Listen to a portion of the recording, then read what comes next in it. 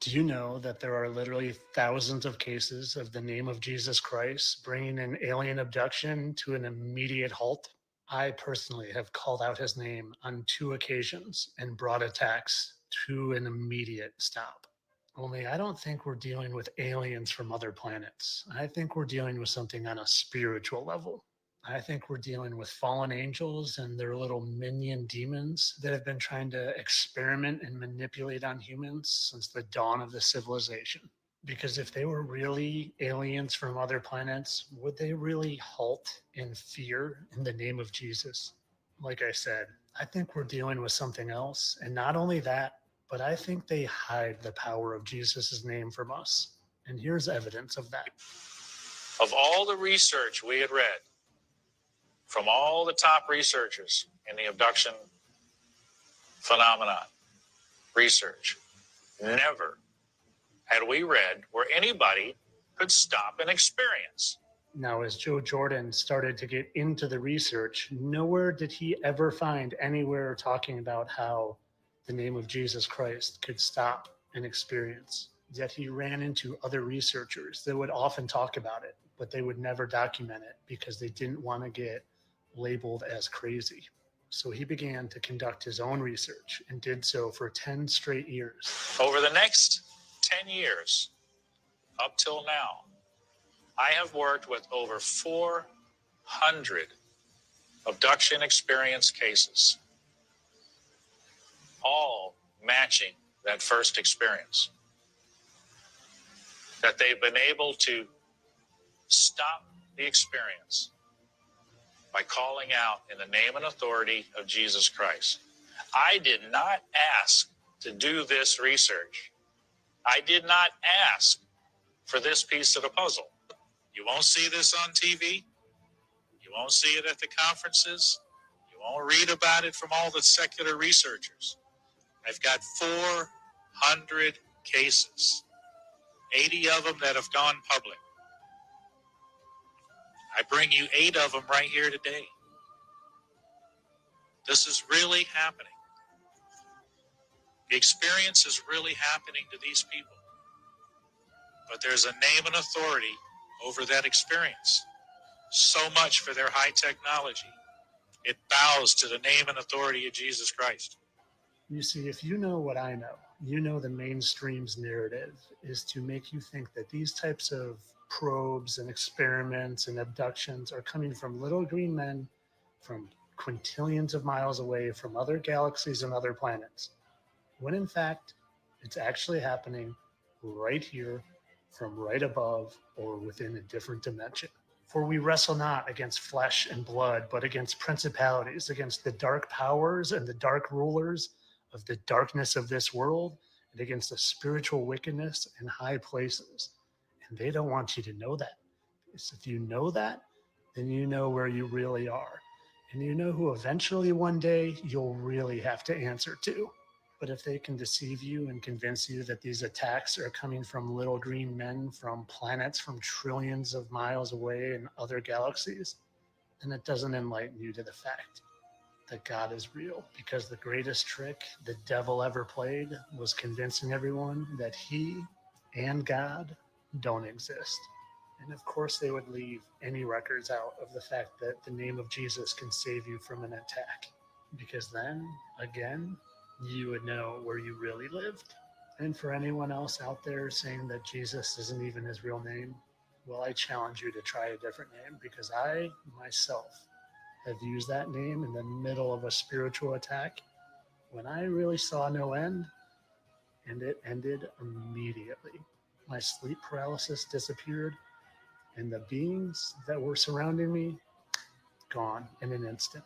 But of course, this is all for entertainment. I know there's no such thing as fallen angels, and they're definitely not the real ones causing these attacks. And the name of Jesus Christ definitely doesn't help in the middle of them. This is all for entertainment purposes.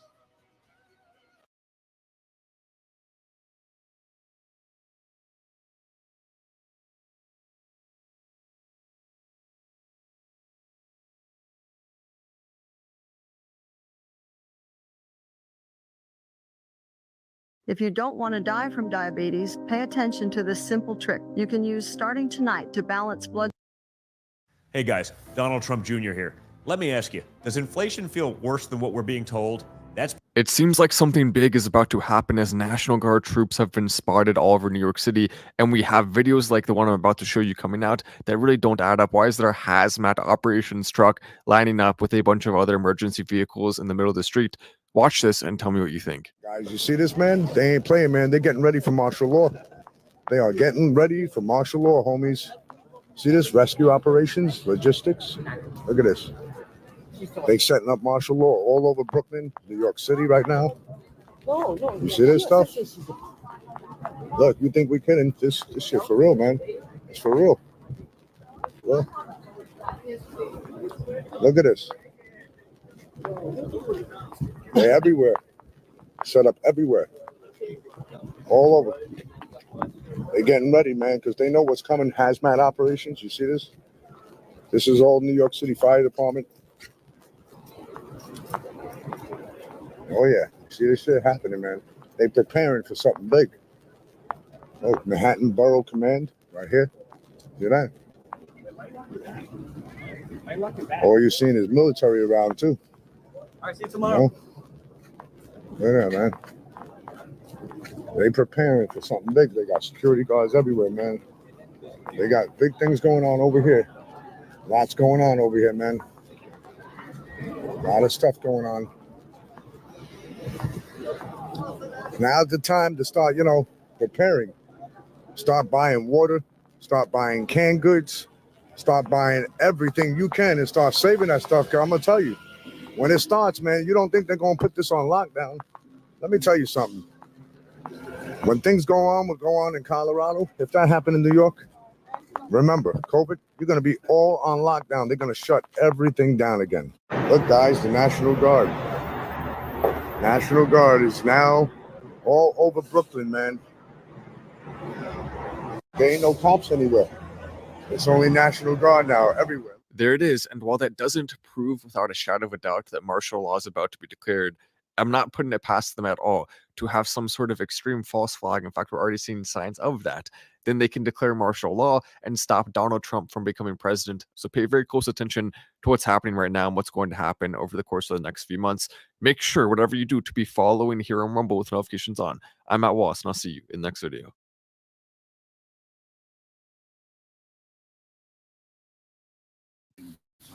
So these kids are doing great. There's no question I'm in favor of banning fracking. So, yeah. No.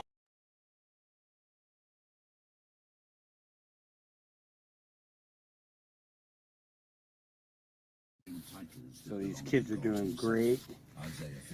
Everybody's lined up at the bar. Yeah. They're all getting comfortable. How you doing there, Mama? You doing okay? Yeah. Did a good job. Yeah. 1,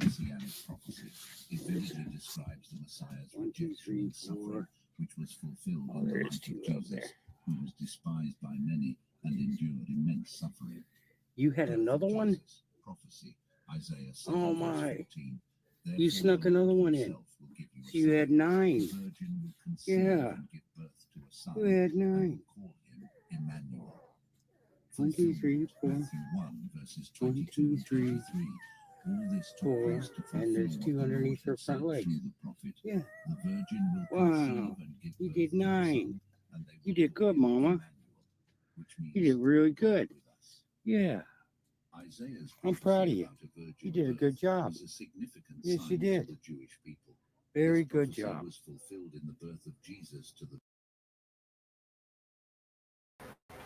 Well, good morning to each and every one of you.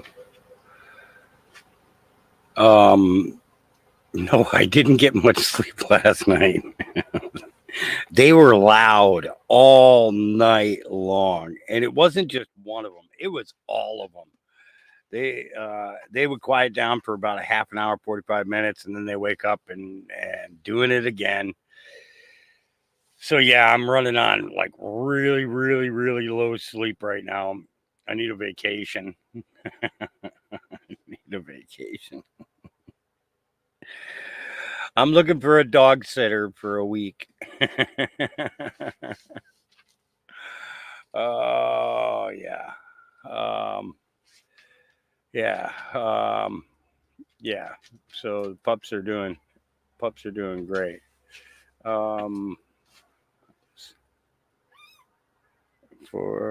I've been trying to ask for into my life, but still no sign. What am I doing wrong? What do you, oh, okay, hang on. Diana, I hope I said your name right. Diane Hurdy Kelly. I've been trying to ask for into my life, but still no sign. What am I doing wrong? What do you mean? What do you mean? Can you give me a little breakdown? Give me a little breakdown. Maybe it's something that we can help you with. Maybe it's not. We don't know. We won't know unless you ask, right? You know. All right. We got quite a few things going on. I want to start off with this one here. Dallas police confirmed Venezuelan gang that took over Aurora, Colorado apartment complex is now wreaking havoc in Texas. Boy, slowly but surely, Biden has turned America into a third world hellscape, where violent armed thugs run the streets with impunity. According to the Daily Mail, Dallas police have confirmed the dangerous Venezuelan gang that overtook apartments complexes in Aurora, Colorado, and Chicago, Illinois, has made its way into Texas and is now wreaking havoc in yet another American community. We have had gang activity in North Dallas area linked to the Trade de Agua gang from Venezuela. Jennifer Pryor, the spokeswoman for the Dallas Police Department, told the Daily Mail in an interview, our department is collaborating with other agencies to address possible crimes linked to this and other gangs in our city, she added. Just last week, shocking video footage circulated online showing members of the gang seizing an apartment complex while armed with assault rifles. Since the video emerged, there have been several reports of Venezuelan gangs and other undocumented aliens causing chaos in multiple states. The Daily Mail investigations have uncovered that many of these illegal aliens are fraudulently gaining access to food delivery and rideshare apps, prompting potentially dangerous individuals to show up at the doorstep of unsuspecting customers. From the Daily Mail, as dailymail.com investigation revealed, Venezuelan migrants have infiltrated food delivery and rideshare apps, renting and buying accounts that do not belong to them and showing up at your door illegally. In many cases, migrants working under assumed names and identities don't have authorization to work in the U.S. or a valid driver's license to legally operate a vehicle. It raises huge concerns about the safety of the home delivery apps and the consumer's ability to trust who is actually delivering food to their home and family, with customers' personal information potentially placed in the hands of dangerous street gangs. As these Venezuelan gangs continue to embed themselves deeper into American society, it serves as a stark reminder that our government has betrayed the American people by not only allowing but encouraging mass invasion of illegal aliens at the southern border. The escalating violence in our cities directly attributed to illegal aliens underscores the disastrous consequences of Biden and Kamala's open border policies. These policies have not only compromised the safety of our communities, but have effectively weaponized alien criminals against law-abiding citizens. Armed gangs taking over properties and entering neighborhoods without a care for the law are a direct result of corrupt leadership that prioritizes illegal votes over public security. It is an unfortunate reality that our leaders are actively working against the public who are supposed to represent. And I've got another one from the pundit that I want to share with you guys as well. This one here is going to speak for itself, and basically it is election interference. DOJ chief caught admitting in undercover footage that Trump indictments are politically motivated, exposes plot to make Trump a convicted felon and affect his candidacy. Here we go, guys. I'm not even going to go through the article. I'm just going to play the video for you. Here we go. I believe that this was put together by Louder with Crowder. Here we go. You're stacking charges and rearranging things just to make the case is nonsense. It's a perversion of justice. To make him a convict, a convicted felon. It affects his candidacy if he's a convicted felon. It's a travesty of justice, a mockery of justice.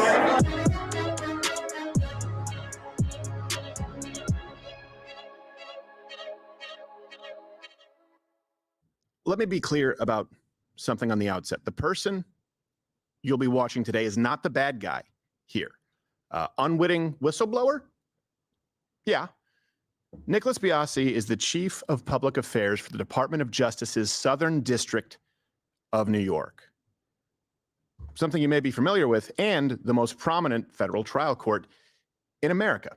Those felonies did nothing to stop Trump from running. No, in fact, they made him more relevant. Did that backfire? Sure did. And the whole thing is disgusting. They're just out to get him. And that's why I like the surging of the politics. You know, it's a perversion of justice. You're stacking charges and rearranging things just to make it fit a case. No, to be honest with you, I think the case is nonsense. State levels are Wild West. They're like idiots. They don't care. They're all political. So yeah, this guy's probably going to try to lock them up, and it's going to be ugly. They're so obsessed with getting him. Who is they? Alvin Bragg, yeah, who I've known for 15 years. He used to work in my office. Before he decided to prosecute Trump, did you know who he was? You do now. I'm not sure what he wants to be, but I know he's not happy just being the DA in New York County. So Alvin's very ambitious. He was the person in New York, does what he did. Nobody's ever been charged with this until him. Mr. Biasi is just saying the quiet part out loud. The part that unfortunately matters. Lawfare? Yes. Why? Because Biasi openly says so. The ones from Alvin Bragg are a particular perversion of justice. How do you know? Because Biasi says so, and he's known him for 15 years. Election interference? At this point, is there any doubt? Are those even actual felonies? Because I was pretty sure that. No, you're stacking charges and rearranging things just to make it fit a case. No, to be honest with you, I think the case is nonsense. Every real estate person in New York does what he did.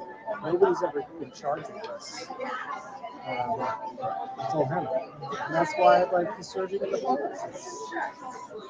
You know, it's a perversion of justice. Those felonies did nothing to stop Trump from running. No, in fact, they made him more relevant. Did that backfire? Sure did. And that was that Alvin Bragg's choice to do that, or why?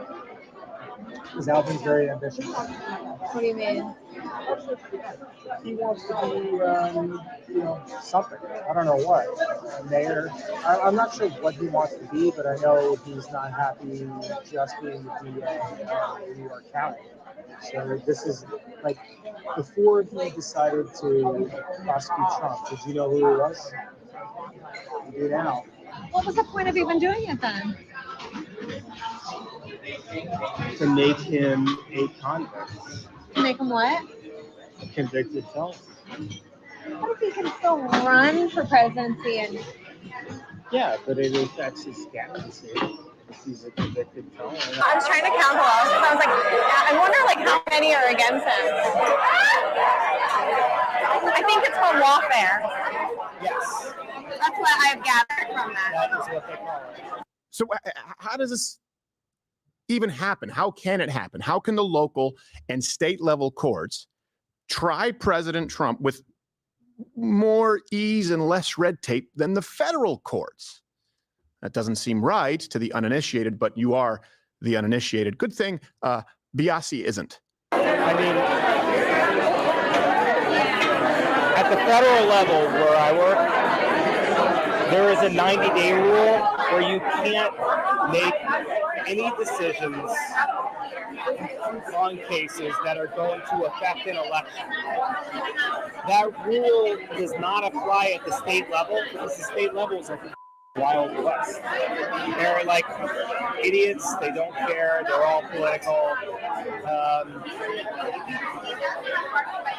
So yeah, this guy's probably going to try to lock them up, and it's going to be ugly. They're so obsessed with getting him. Who is they? How did they get away with that? It's a different system. Like the state level and the federal level are like night and day. It's hard to explain, but like there are so many more rules in the federal level, and they're like the threshold for a crime is so much higher. Like I said, it like the state level is like the Wild West of law. It's like very, for lack of a better term, unregulated. Less checks and balances. And I know what you're thinking. I thought it too. Well, you're talking about one case or two or 19. Hey, if it's local, you break the rules, you pay the piper, or even if you don't, if you're President Trump, pay the piper. But there are other cases in the country. There are a lot of them. Where there's smoke, there's fire, right? What about the Georgia electoral interference case, right? That Donald Trump is currently having to face under Fani Willis, right? The Fulton County District Attorney who was caught having an affair with the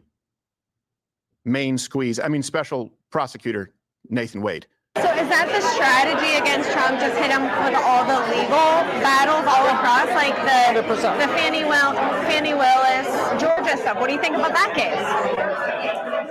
It's a travesty of justice. To put it mildly, it's a mockery of justice. She is a joke. Like her and her boyfriend, she was seeing, the whole thing is disgusting. They're just out to get him. I guess at this point, the only argument left is why should you trust anything Biasi has to say? Let me make the case. Biasi is an expert. He has firsthand knowledge and experience. And despite how the media is going to try and spin this, he is kind of an authoritative voice as the chief of public affairs for the Department of Justice's Southern District of New York. This man knows the players, he knows the game, and he knows that it is rigged. Who's that? Alvin Bragg? Yeah, who I've known for 15 years. He used to work in my office. So here's us, here's Alvin, he's county level, and he decided to do the case. Yeah. And Michael Cohen was their star witness who we prosecuted. Okay. You know who he is? Mm-hmm. That guy's he calls me. And he records what does he want with you? He's like, he's got this thick New York accent. He's like, is this Nicholas Biasi, the chief of public affairs? And I'm like, yeah, this is me. I was like, this is Michael Cohen. Why won't you guys vacate my conviction? I can't really, I'm not authorized to speak to victims or defendants, which I thought was a pretty good answer, not knowing who was calling. And he was like, well, who can he speak to? And I was like, the media. And he goes, I have one of the biggest podcasts in New York. But I kind of didn't believe him. Yeah. And I was like, well, you're still a defendant, and that precludes me from talking. I've known Alvin for 15 years. Like, how well do you know him? I used to work with him for 10 years. You guys had dinner together and hung out? No, we weren't best friends. Okay. But I mean, like, if I see him, we're like, we know each other really well, but like, Do I respect what he's doing? No. Is he a nice guy? What about like the other people you work with? Do they know it's all a political perversion? Yeah. Of course. All Trump stuff? Yeah. Well, we deferred on all this stuff. What do you mean? We investigated and, decided that, for one thing, there is precedent that you can't indict a sitting president. You cannot. You cannot. Okay. There is an Office of Legal Affairs rule that you cannot indict a sitting president. It's just too disruptive to the country. So we didn't. But the DA did. Again, it's important to remember that Biasi is not the bad guy here. I know you're probably mad. Lawfare is a thing.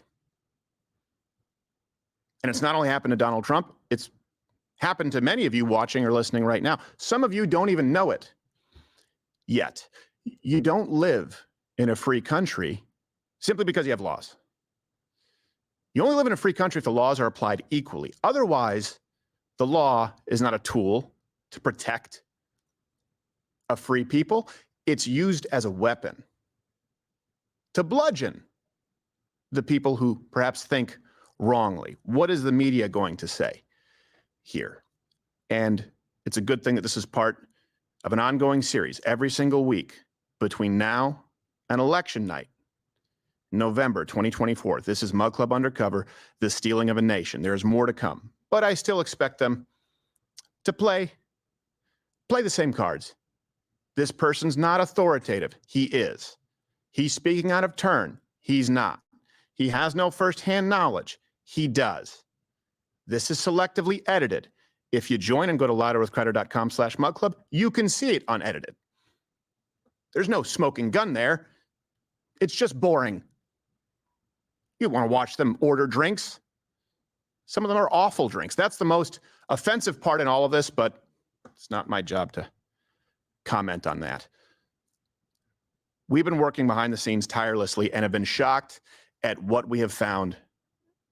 And we will be showing it all to you every single week between now and November 5th, 2024, the election live stream of the century. And that night, wouldn't it be nice if on that night you didn't see the same tactics that you now know have been going on for the years leading up to it?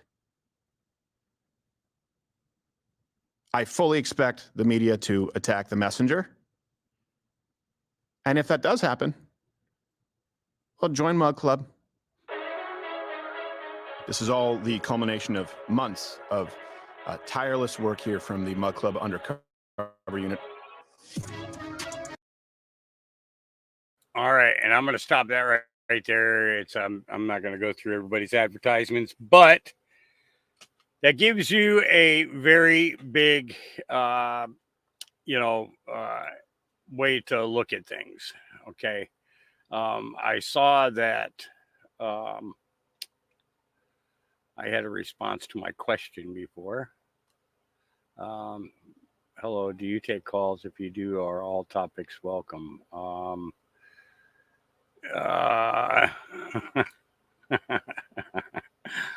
No, I don't take calls. We cover quite a few topics. We do. Okay. So what I want to do now is, all right, there's another one that I wanted to show you guys right off the bat. But I want to get back to Diane. Diane, listen, a lot of times we're reaching out to God, and for some reason it feels like we're not getting a connection. It's like that phone call that you try to make, right? And it's like it rings and it rings and it rings, and then all of a sudden the answering machine comes on, right? And you don't want to leave a message, so you hang up and you call back, hoping that somebody's going to pick up. And a lot of times when we're praying, that's exactly what it feels like. It feels like we're either on hold, or we are, we're getting sent to a voicemail, or we have to listen to a recording telling us to go to a website, that all of our answers can be found on a website. Well, you know what? All of our answers can't be found on a website. If you're having a hard time making the connection, grab the book. Grab the book and just open it up anywhere in the book at all, anywhere, and start reading. And then what you'll find is that your connection is becoming solid. You know, it's way too important for us to maintain our connection. Okay, because the world that we live in, okay, often takes precedent, often clouds our vision, and often makes us lose hope, makes us lose faith. It's hard. Oh, you'll know. You say, she asks, how will I know? You'll know. You'll know. New York Debs, that is 100% exactly where I was going with this. Spirit-led, spirit-fed.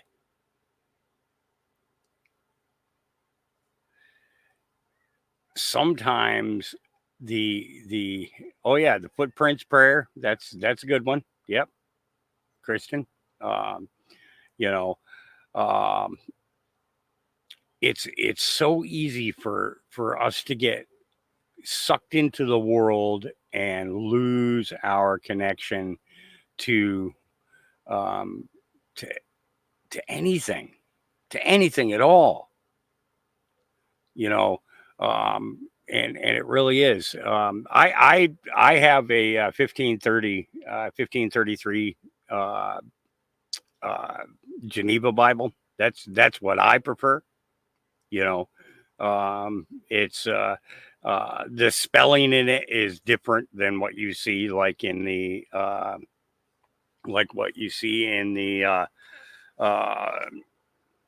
King James and stuff like that, but it's in the original language, the interpretation,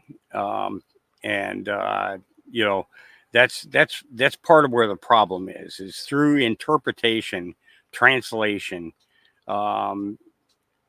Things were changed in order to simplify, to make it easier for people to read and to get to the point. But the fact of the matter is that in doing so, they actually cut what the actual meaning of that is. And that's why I like the Geneva Bible personally. I'm very pleased with the Geneva Bible. There's also one called the Founders Bible. It was thewall.org, I believe it is. And the Founders Bible, I like it because it's got a lot of American history inserted throughout the entire Bible. There's even a copy of the Constitution in there and everything else. So, but the Geneva Bible is the one that I really go to. And, you have to solidify your connection. A lot of times we think a connection is, I got crappy internet, so I'm going to try Starlink now, and we try to find the best modes in which to communicate.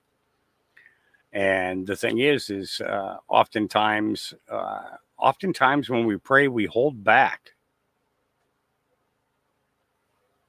What? Yeah. People hold back when they pray. There are so many things that they want to talk about, so many things that they want to share, so many questions that they have, but they don't ask them. They hold back, thinking that they'll just find the answers. No, if you want the answers, you got to look in the right spot. And the best way to do that is to open that book. And I'm telling you, open it anywhere. Yeah, the Founder's Bible. Yep.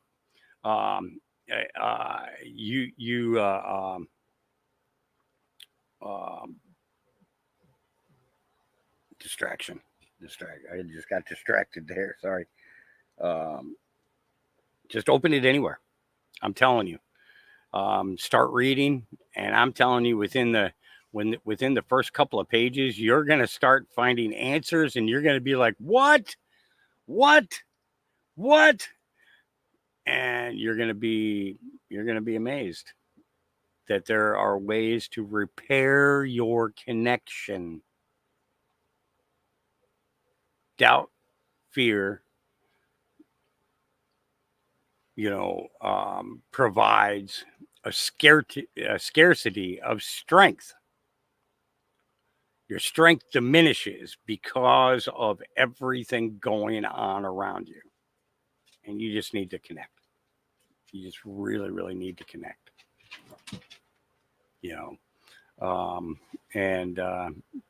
Sometimes it's, thinking about, John 3:16, for God so loved the world that he gave his only begotten son, so that whosoever believeth in him shall have eternal life. Rededicate yourself. The first rededication you have to do is to yourself. The second one is your connection with God. Because if you're not connected with yourself, how can you connect with anything outside of you? And believe me, once Christ comes in, you're full. You're full. It's just a, yeah.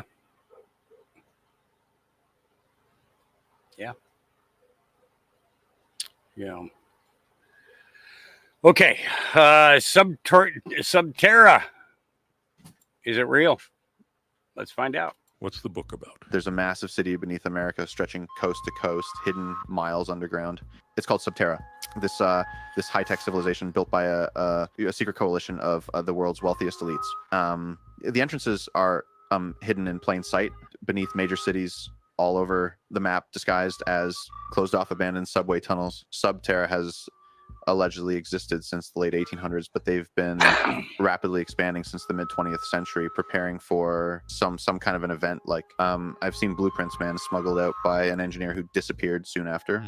Subterra's tech is decades ahead of us. Free energy, advanced AI, even synthetic environments that mimic the surface. Like whenever these elites up here feel like kind of having an exodus from society or leaving their fame behind, they just run off to the utopian luxury of Subterra. It's like all the benefits of our societal efforts as a whole are basically just being funneled into this underground city for the elites, and we're just forbidden. But not me. I'm going to find it.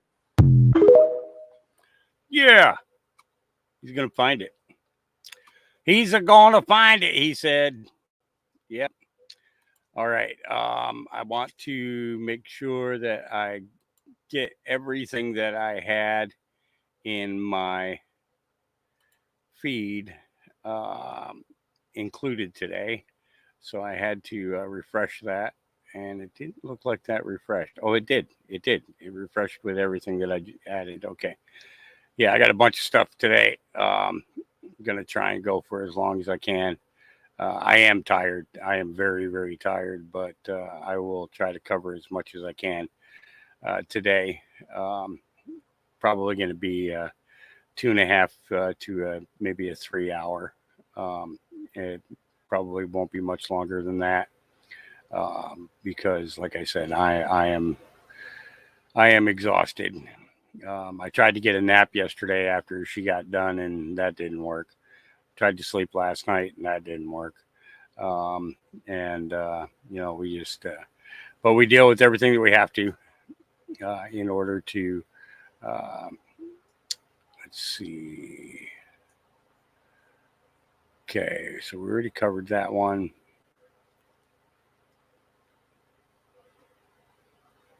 Okay, all right. This was a post, one of the first posts that I saw yesterday after we finished. It says, what kind of world do we live in where 1 to 3 year olds are left unattended in a home left wide open? Couple finds 2 children alone outside their Texas home. Man, these kids in the house by themselves, man. Look at this. Can't happy little baby. Look, he's smiling now. I know, this baby was just crying and there ain't nobody in this house. Doors wide open. I don't know what's going on, man. This is sad. Nobody in there. They just, this house is wide open with these 2 little kids wandering around. Yeah, the house looks trash. It looked like somebody was moving out and they just left their kids. This is crazy.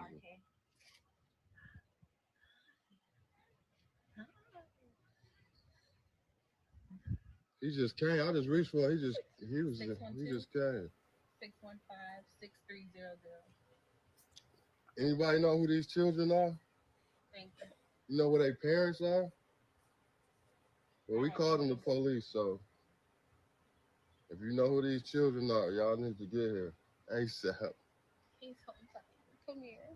Hi, Papa.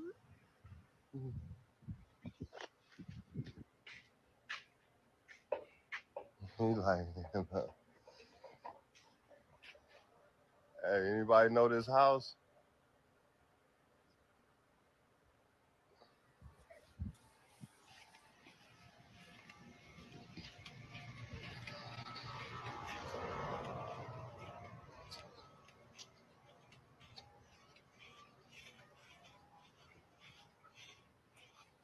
Anybody familiar with this house right here?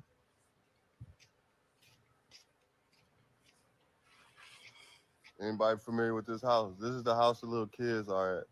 No parents, no one. If they are in there, there's no response. And I'm not going in that house. But I went and grabbed that little kid out the garage because he was yelling and screaming. This is crazy.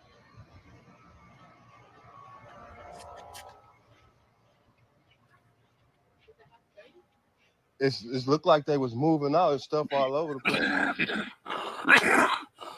The little baby was right there in that thing right there. I just went and grabbed him. He was just make sure nothing was wrong with him.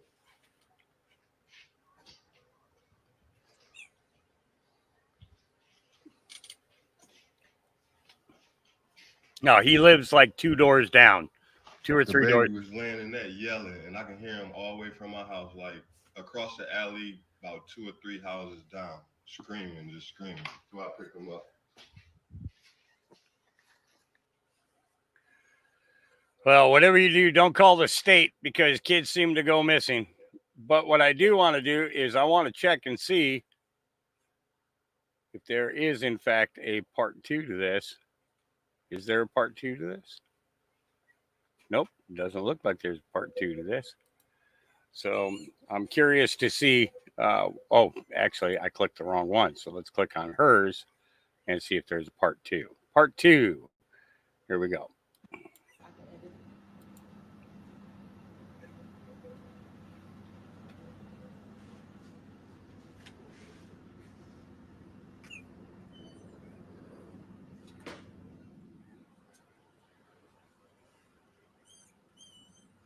Cops showed up, but we are still waiting while the cops made calls. But he got his chain and braces on with one shoe on. He's stepping.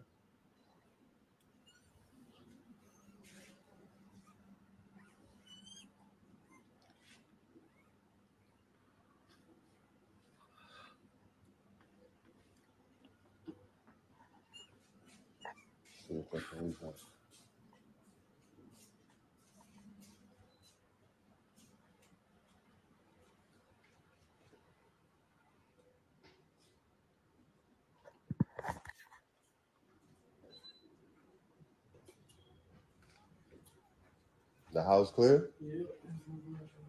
Dang, that's crazy. No No one's there. Kids was left alone.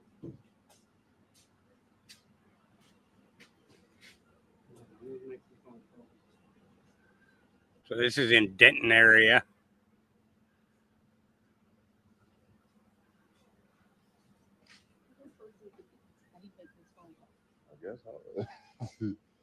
I guess you gotta take care of the baby till he make his phone calls. He's worried about to call the people.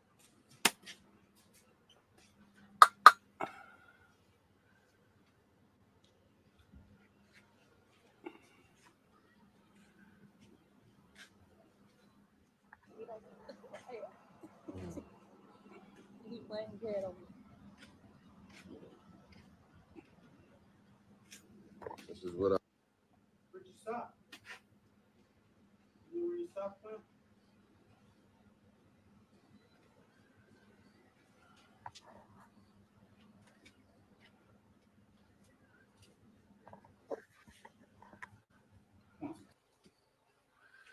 Crazy. Let's see if there's part 3. Yeah, here we go. Update on the children who were left alone in Denton while the 20-year-old mom went shopping. Lucky it was good people who found them.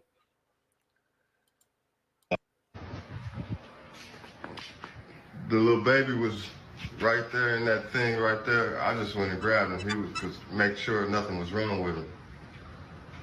Yelling, and I can hear him all the way from my house, like across the alley, about 2 or 3 houses down, screaming, just screaming. So I pick him up.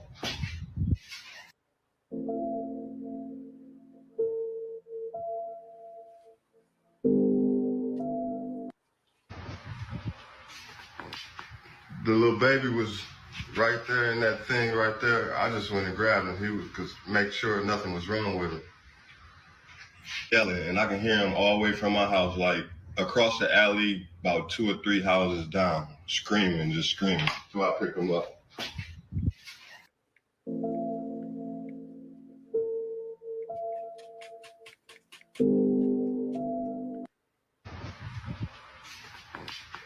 The little baby was right there in that thing right there. I'm sorry, I didn't realize that was looping. Who could just up and leave this sweet child? Yep. And that baby was smiling too. That baby was so happy to be getting attention. You know, end of the story. Okay, so this is part 3. I'm just gonna tell y'all what happened. So basically what happened, we were sitting in the house. My kids was playing outside in the backyard. And my kids was like, Mommy, there's a little boy outside walking around by himself.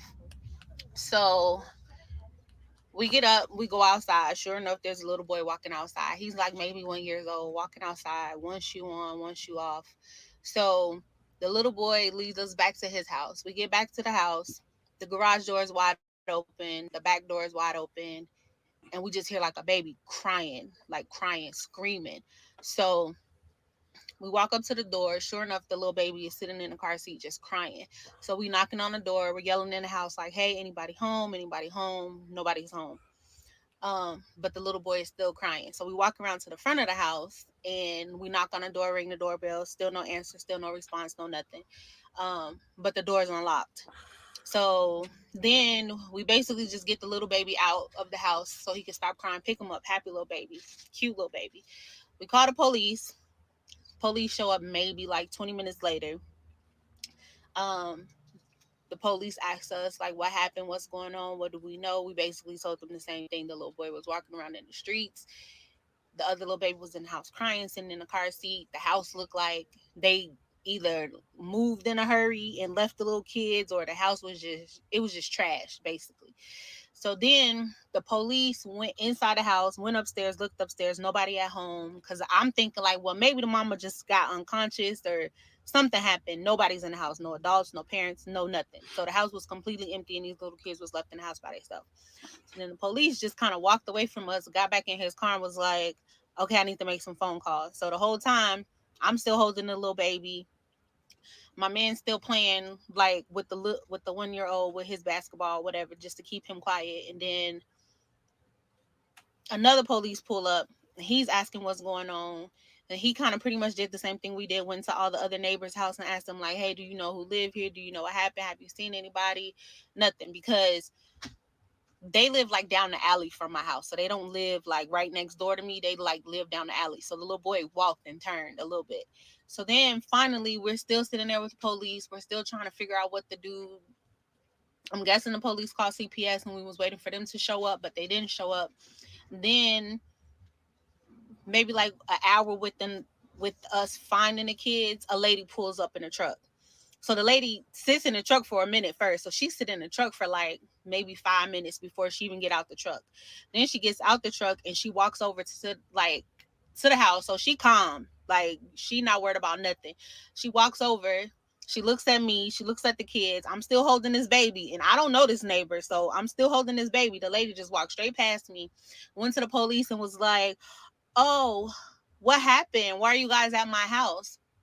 So we asking her like, ma'am, do you even know these kids? Like, these kids were in the streets. Like, do you know them?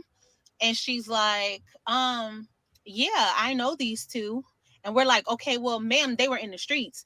And she's like, oh, well, my brother was supposed to be home with them. Was my brother not home? And we like, ma'am, if your brother was home, then we wouldn't have the police here. We wouldn't be holding the babies. Like, what are you talking about? And she's like, oh, okay. So then the police was like, okay, well, we need to go inside the house and we need to go have a conversation. And the lady's still not trying to get these kids. So then the police was like, ma'am, you need to get these kids and we need to go into this house and we need to have a conversation.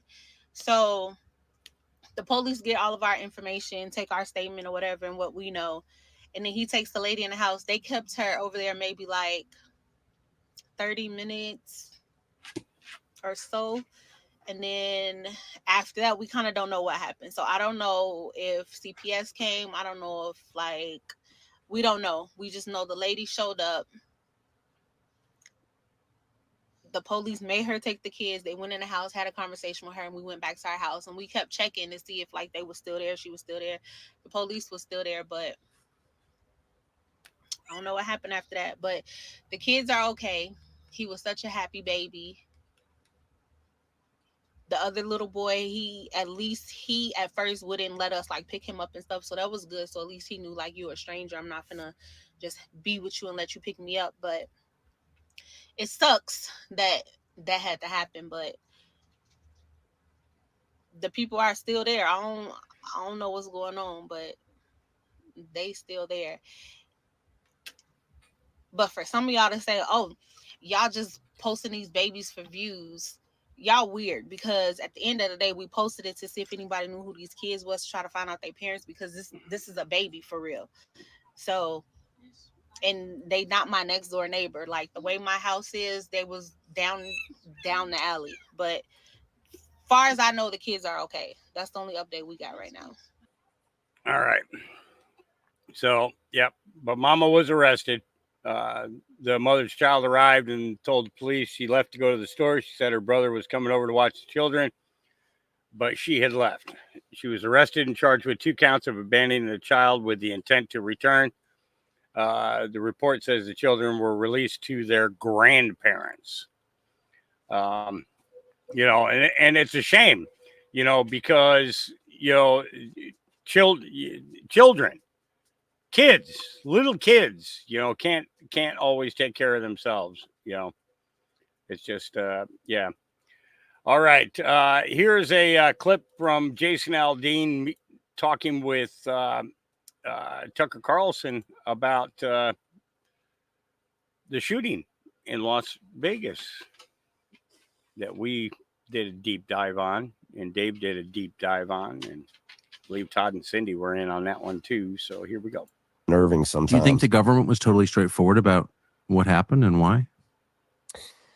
I don't know. I just find it odd that they, can solve all these crazy crimes and all this stuff. And here's a guy that committed one of the biggest crimes in our country. And it's we got nothing, there's no computer, no, he had a girlfriend or something or whatever it was. And he had sent her to wherever he sent her with some money. And, it was just a weird thing. And I'm like, we never got any sort of anything. I mean, it was just never anything that made you go, oh, okay, I see that. I see. And how do you get thousands of rounds of rifle ammunition up to a top floor in a casino hotel?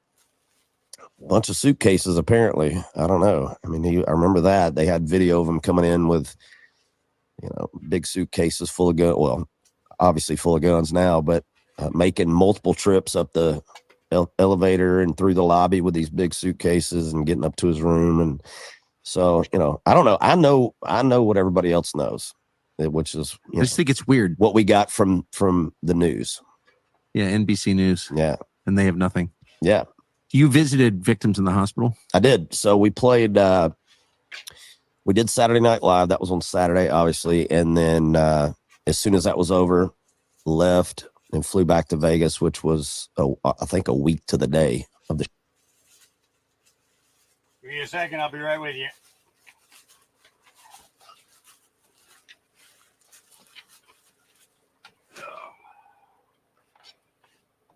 Watch out, girl. There you go. Good girl. All right. Yeah. So even Jason Aldean's got questions about that. Yep. All right. CBS Boston just called out Kamala Harris for bussing in hundreds of people to make it look like she has support. Well, behind me, hundreds of invited Harris supporters are leaving and boarding shuttle buses. This was a departure for Kamala Harris, leaving toss-up states to come to New Hampshire. Well, behind me, hundreds of... That's in Northampton, New Hampshire. All right. Here's CNBC on child trafficking in Hollywood. This is the whole underground economy of children. It's horrific. Here we go. What did you discover as part of this movie? This is a whole underground economy of children.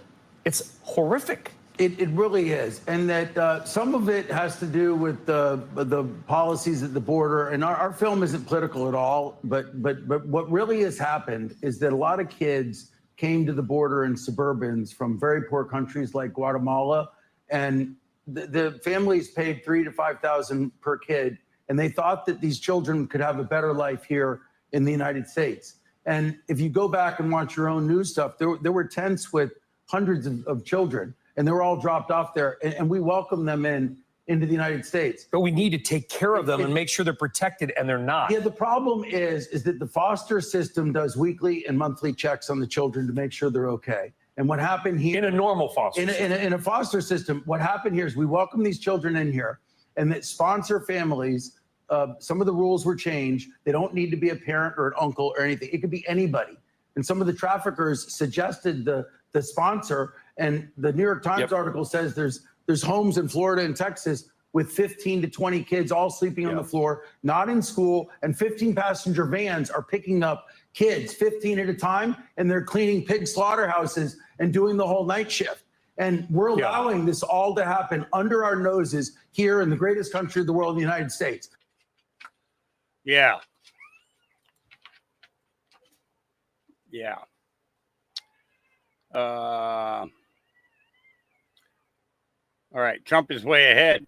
Here's CNN beginning to panic about it. If you look at the white voters without college degrees, this is a Trump-based constituency, obviously. You see his huge numbers with this group. You see that this is a trouble sign for Harris. She also... in a place like Georgia, is not doing well with white college-educated voters. She probably wants to make up some ground with white college-educated voters across these battlegrounds as well, Kate.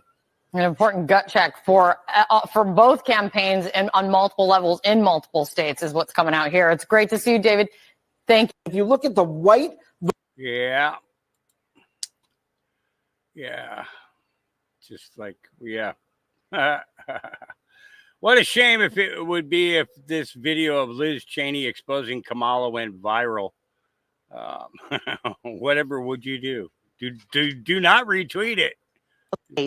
As somebody who is a centrist, and in one fell swoop here, he has put somebody on the ticket whose voting record in the Senate is to the left of Bernie Sanders and Elizabeth Warren. So I think that, the American people are going to look at the substance of this. They're going to look at what she stood for in the past. They're going to look at what she said during the primary election. And it's very clear. She is a radical liberal. She's somebody that has said we ought to spend $32 trillion on Medicare for all. If you look at her record as well in California, she did, in fact, essentially ban gun sales with executive action. And she threatened during the primaries to do the same case as somebody who is a. Yeah. She banned gun sales during the primary. Yeah. All right. Breaking. Trump just had a meeting with black business owners at his Bedminster, New Jersey home, and one of the men said Trump will make history with black voters. Here we go. I believe that the president is going to win New Jersey. I believe it's after I see what OJ and LT did in Wildwood, and from what I'm hearing, being in the communities, I think he's going to take New Jersey and New York. I really believe that, you know. Everybody see what's going on. People ain't fooled no more. I like this, man. I like it. People ain't fooled no more. I believe. People ain't fooled no more. Georgia shooting. When planned propaganda backfires, ABC News had the grandmother of one of the students on a live call. Turns out she believes in the Second Amendment and believes teachers should be armed. ABC immediately steered the conversation away. Here we go. That the teachers should also have some form of protection as well. Because when you have a student come in with a gun and the teacher has nothing, the teacher's job is to protect the student. But they can't protect the student if they're dead.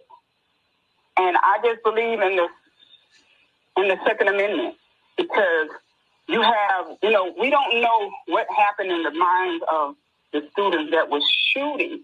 We don't know what happened, but I do believe that the teachers should have some kind of protection. If it's not a gun, it could be a taser. They need something to protect themselves and the other kids that are innocent. And Gwendolyn, I just want to make clear that we have not been able to confirm what you're saying, that your grandkids say they believe it was 3 shooters. So far, police are just saying a suspect is in custody. We have not been able to confirm that. But I'm glad to hear that your grandkids are safe. How are they doing now? Okay, and we're going to have some updates on this throughout the podcast because there's some other information came out. Here's a reminder. JFK Jr. always knew he was going to be vice president. Here we go. The office is very kind to send it on. Now, you've been obviously around politics your whole life. Do you think you will ever run? Would you ever run? Is that something people always... Well, you know, other than people asking me, were you on Jerry Seinfeld show? That is the second most frequently asked question. I'm being an editor of a political magazine. You're able to be in politics without really being in politics. Right, you know? right. So it's like being the vice president, I guess. Yeah. Oh, yeah. But it's...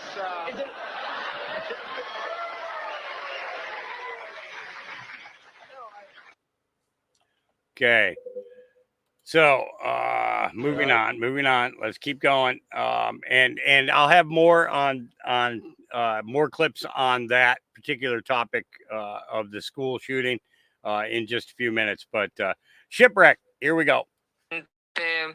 Vladimir Putin has come out and endorsed Kamala Harris. He also says she has a very interesting laugh. It used to be Joe Biden, but now he's not participating in the election campaign, and he recommended to all his allies to support Ms. Harris. Her laugh, she's laughing. Her laugh is so fascinating. It means that everything is good. So wildly interesting because just last night news had broke that Russia had given like $10 million or $1 billion to some American influencers in order to push a certain message. According to the Department of Justice, Tenet Media, whose roster includes Benny Johnson, Tim Pool, and Dave Rubin, has allegedly received $10 million from the Russian government to publish content as a part of Russian influence operation. I don't watch Tim Pool and I don't watch Rubin, but I do watch a lot of Benny Johnson. Benny Johnson's a big Trump fan. I don't know what kind of anti-Trump content he could possibly be pushing out. Benny Johnson's also the only one that's made a statement so far. A year ago that these people had reached out to him to push certain content. Initially, they agreed to do it, but then eventually the deal fell apart and they backed out, and his lawyers are going to handle this from here on out. He's incredibly disturbed by the allegations, yada, yada, yada. It's the Russia hoax all over again, right? Couldn't get war to stick, and they couldn't get a new virus to stick, and so now they're going to go back to Russian collusion. It's probably fine.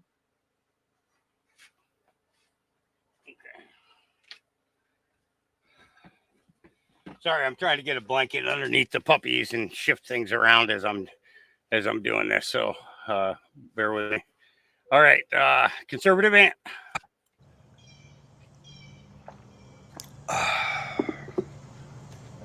No slurp.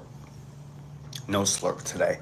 I took yesterday to just let it lay in silence. It was just a day to pray for the victims. No content. And then I saw it. First of all, my heart goes out to all the victims the lives that were taken and those affected yesterday in the school shooting. But you can't let a good tragedy go to waste. So good old Kamala, within an hour, 2 hours, I don't know, it was very soon at her little Jubilee. I like to call her things Jubilee. If you've ever been like a Tupperware salesperson, they have like these Jubilees. They're not rallies for her. They're Jubilees. Used it as a gun control issue.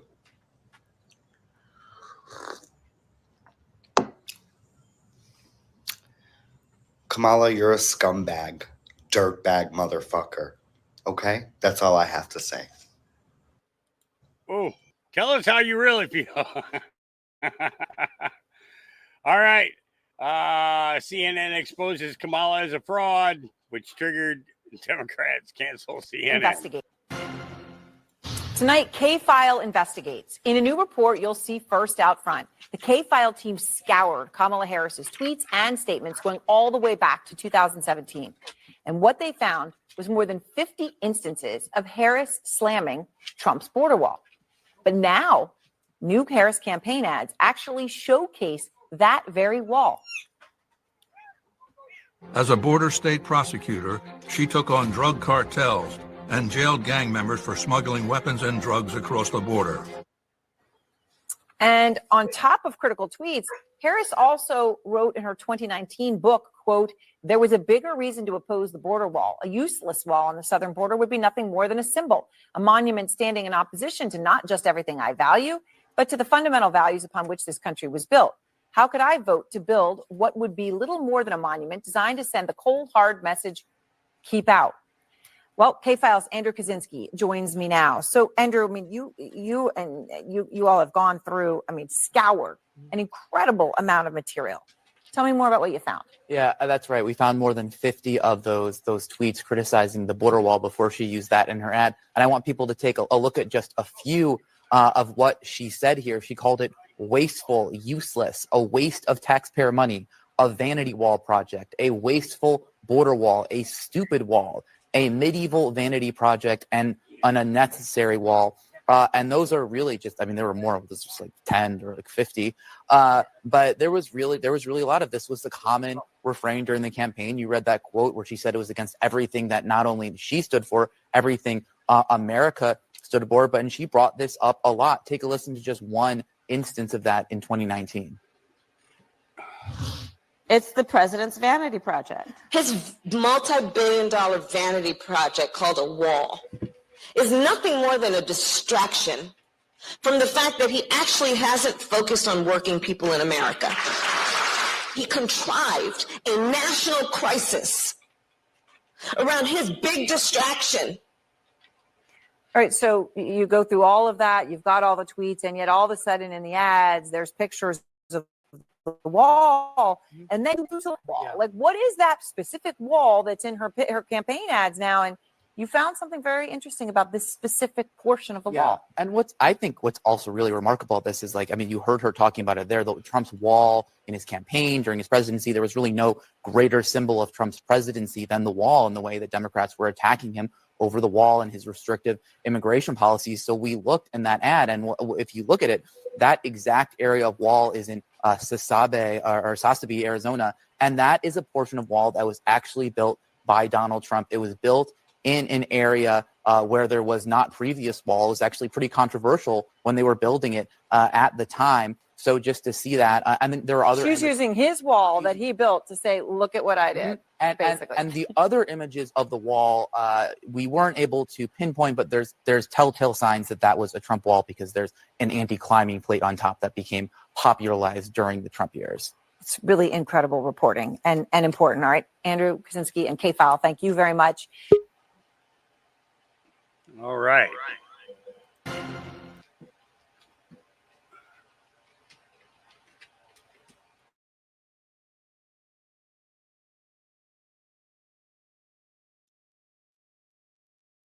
Okay, turn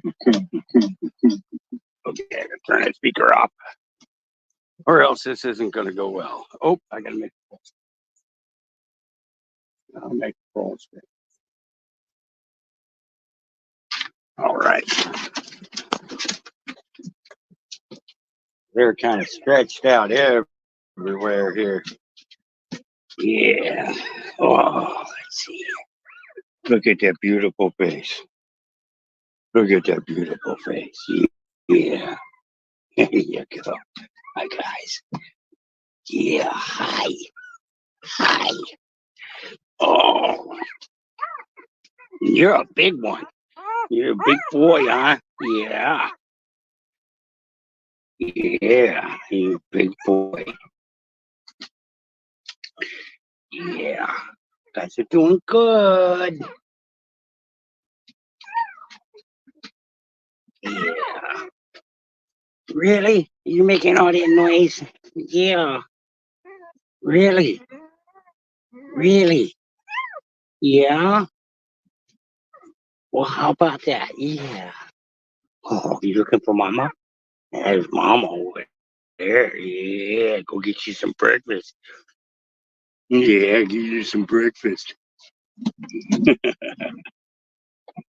All right. Yeah. What are you looking at? Those ain't your babies. Hey, I'm talking to you, Liberty.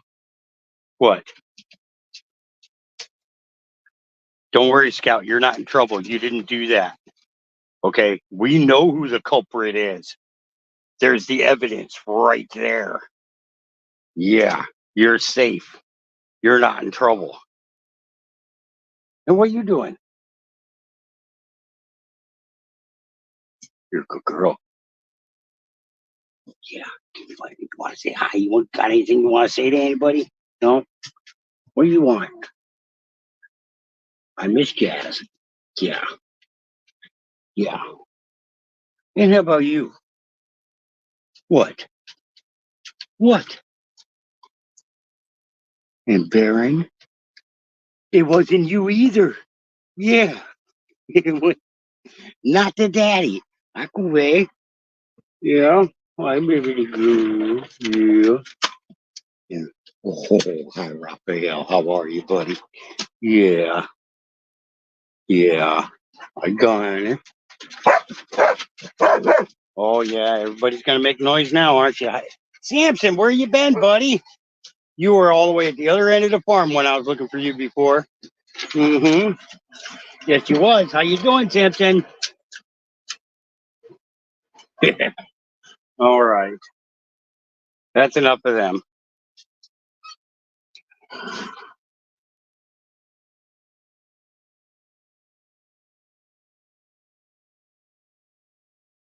Volume back on here. And okay. Here's your update, dang it. Yeah, They're doing great. Yeah. Yeah, she wore out just like I am. She's exhausted. Well, you know, what can you do? You just do the best you can, right?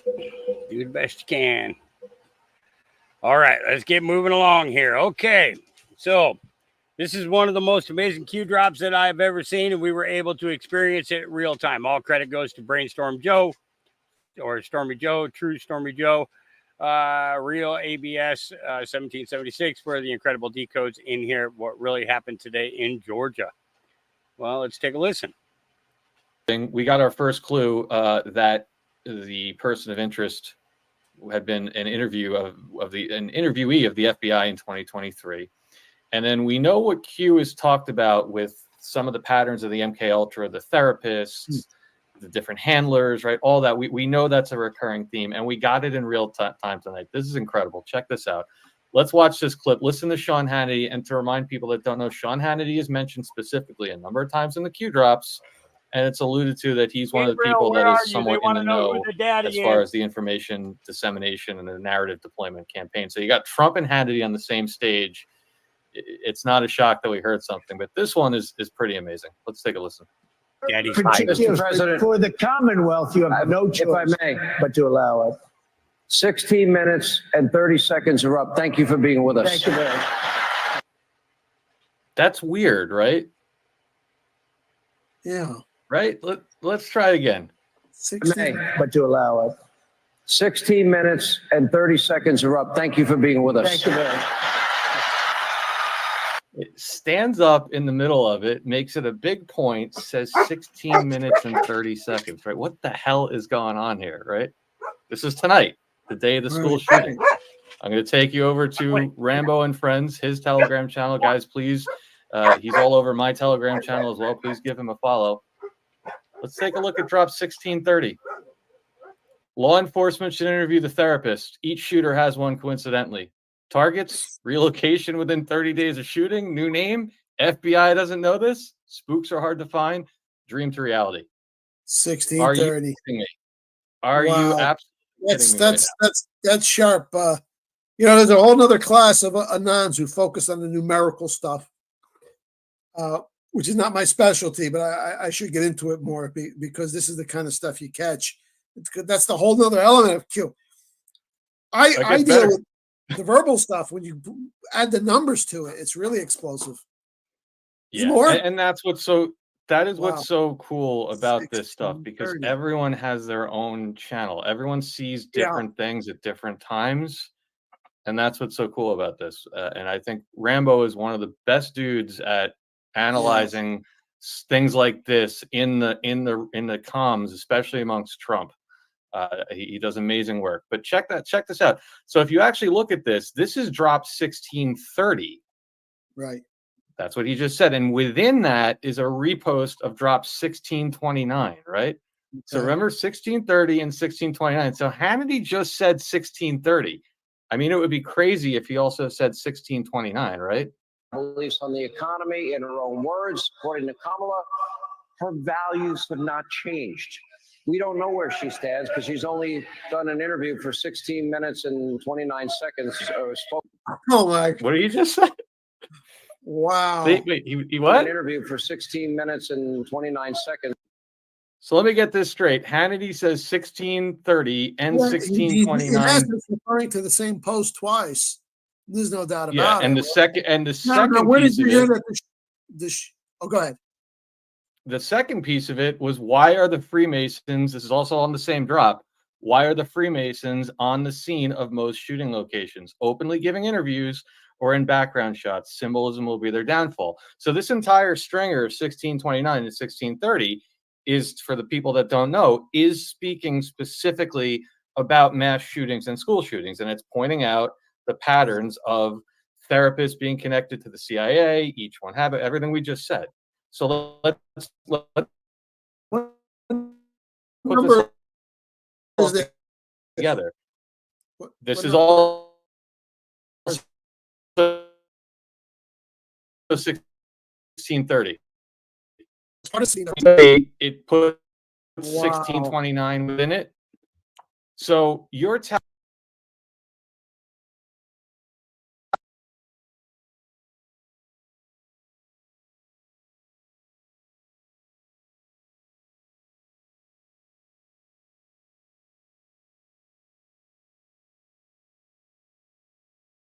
And Gabriel, I called you in because everybody was asking who the daddy was. And I know you've been hiding ever since the babies were born. Hey, Gabriel. Hi, Jacob. Hi, Gizmo. You guys have, oh boy, you guys have no idea what I go through. You have no idea. None. What's it? Oh my. But that's the daddy. Gabriel, come here. Hi, little girl. You're the daddy. Are you going to accept responsibility?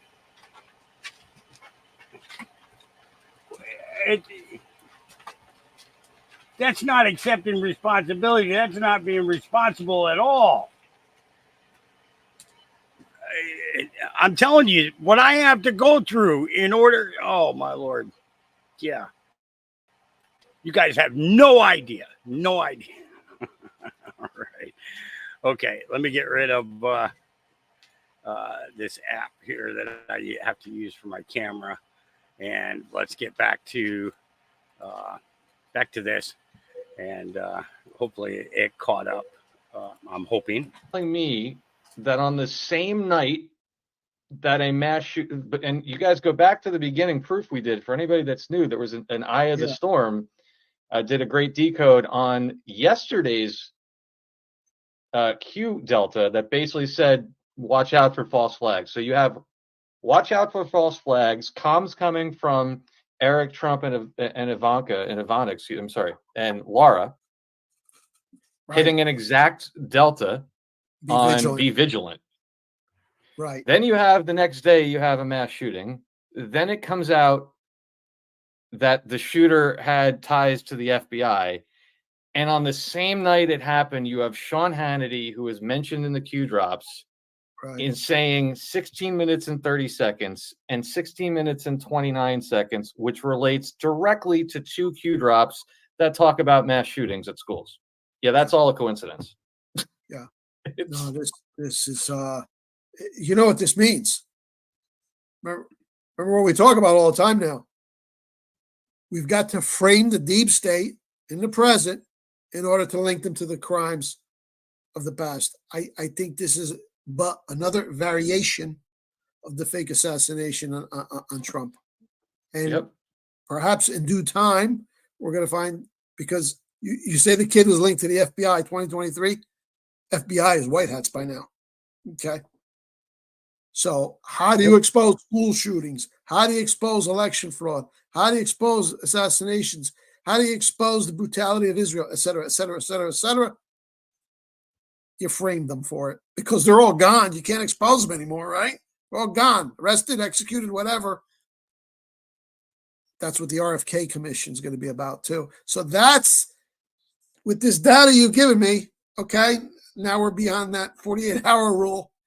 I think that's where they're going, and that's wonderful, because if you bust something like this open, now the door's open to Sandy Hook and Parkland and Orlando.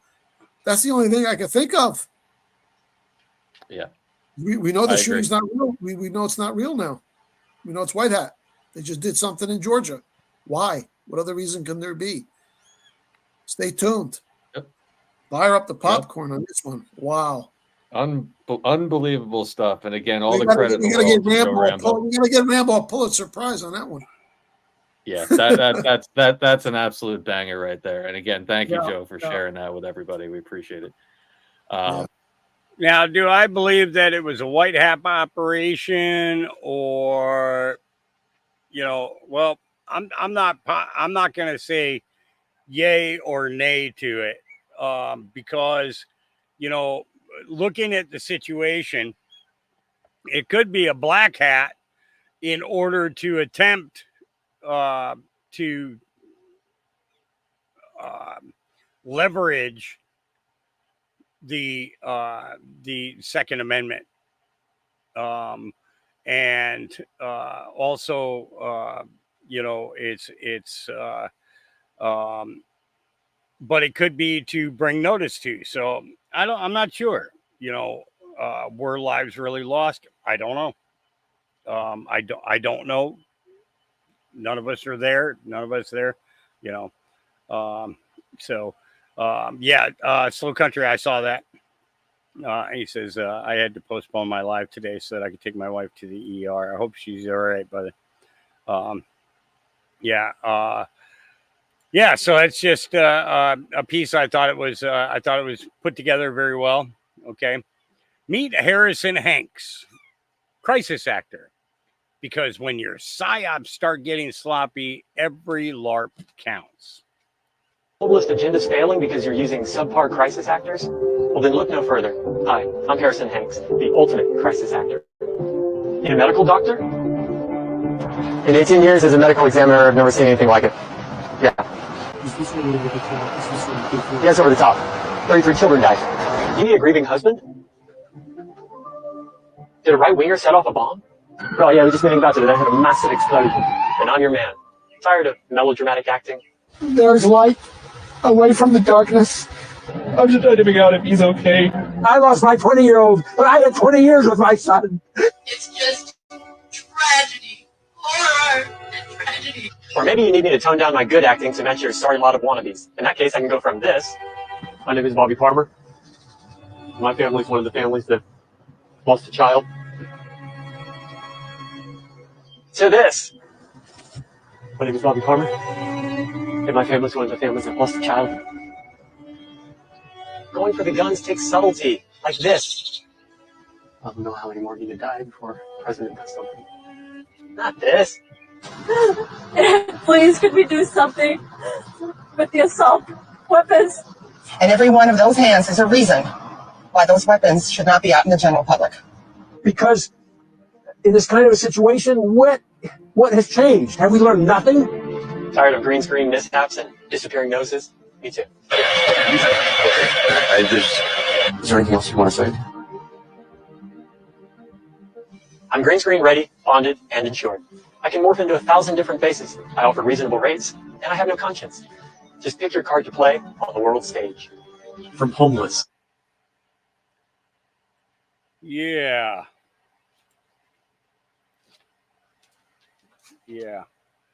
Melania Trump, my story, my perspective, the truth. Writing this memoir has been a deeply personal and reflective journey for me. As a private person who has often been the subject of public scrutiny and misrepresentation, I feel a responsibility to clarify the facts. I believe it is important to share my perspective, the truth.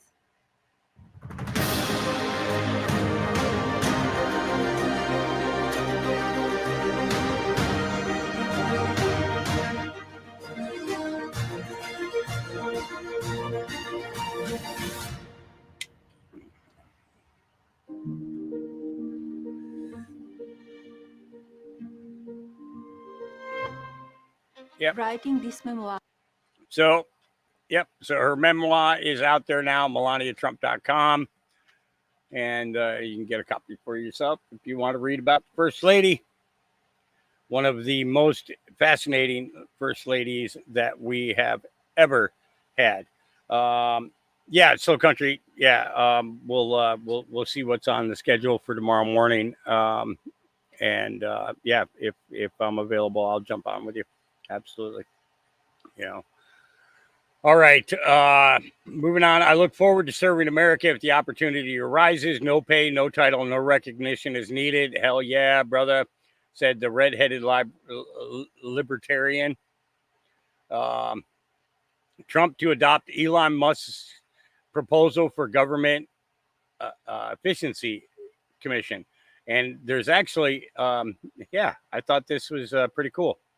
Fourth, at the suggestion of Elon Musk, who has given me his complete and total endorsement. That's nice. Smart guy. He knows what he's doing. It's very, very much appreciated. I will create a government efficiency commission tasked with conducting a complete financial and performance audit of the entire federal government and making recommendations for drastic reforms. We need to do it. Can't go on the way we are now.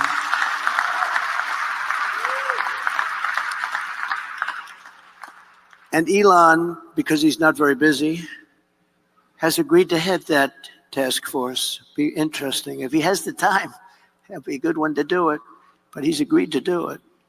In 2022, fraud and improper payments alone cost taxpayers an estimated hundreds of billions of dollars. As the first order of business, this commission will develop an action plan to totally eliminate fraud and improper payments within 6 months.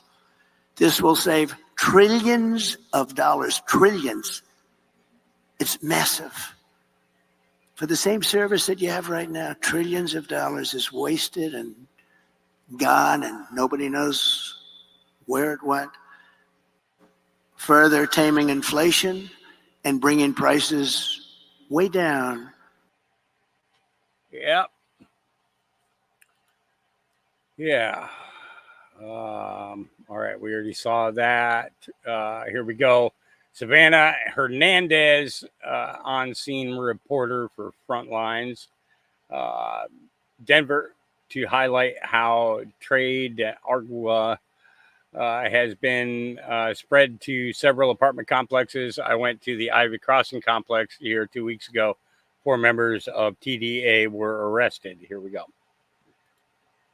This is Savannah Hernandez in Arapahoe County between Denver and Aurora, Colorado, and I am currently outside of one of the migrant apartments in this area. It is called Ivy Crossing, and as you guys can see behind me, this entire block is completely filled with broken down vehicles that are missing bumpers, that have expired license plates, maybe even no license plates at all, or slashed tires. Now, we came to this area because I was actually reading through the news. 4 Tren de Aragua members were arrested at this location and they were charged with drug and stolen vehicle charges. So we were speaking to migrants, and one of the migrants told us the area is very unsafe and that a lot of these cars are stolen. Another migrant told us, well, a lot of the migrants own the vehicles. That's why you don't see the license plates on them, or they're extremely expired. We even saw some license plates that were dated for February of 2023, and we have been watching migrants drive these vehicles with either extremely expired plates or no plates at all up and down the area. So I just wanted to give you guys a look at what some of the communities throughout not just Aurora and Denver, but everywhere in between are starting to look like as a result of the migrant crisis.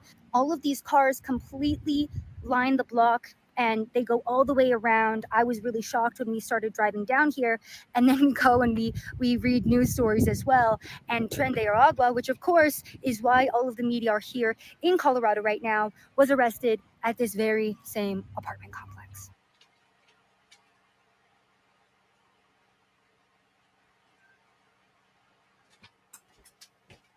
All right, sorry about that. I had to get my coffee refilled. Hope you weren't waiting too long. All right. Laura Loomer says, I told you they are staging National Guard because they are expecting so many cops to call out sick on September 18th so they don't have to participate in the sentencing of Donald Trump by Judge Merchan. I reported this on Friday, said Laura Loomer. National Guard is being stationed near the courthouse in case police refuse to transport Donald Trump to Rikers Island. Let's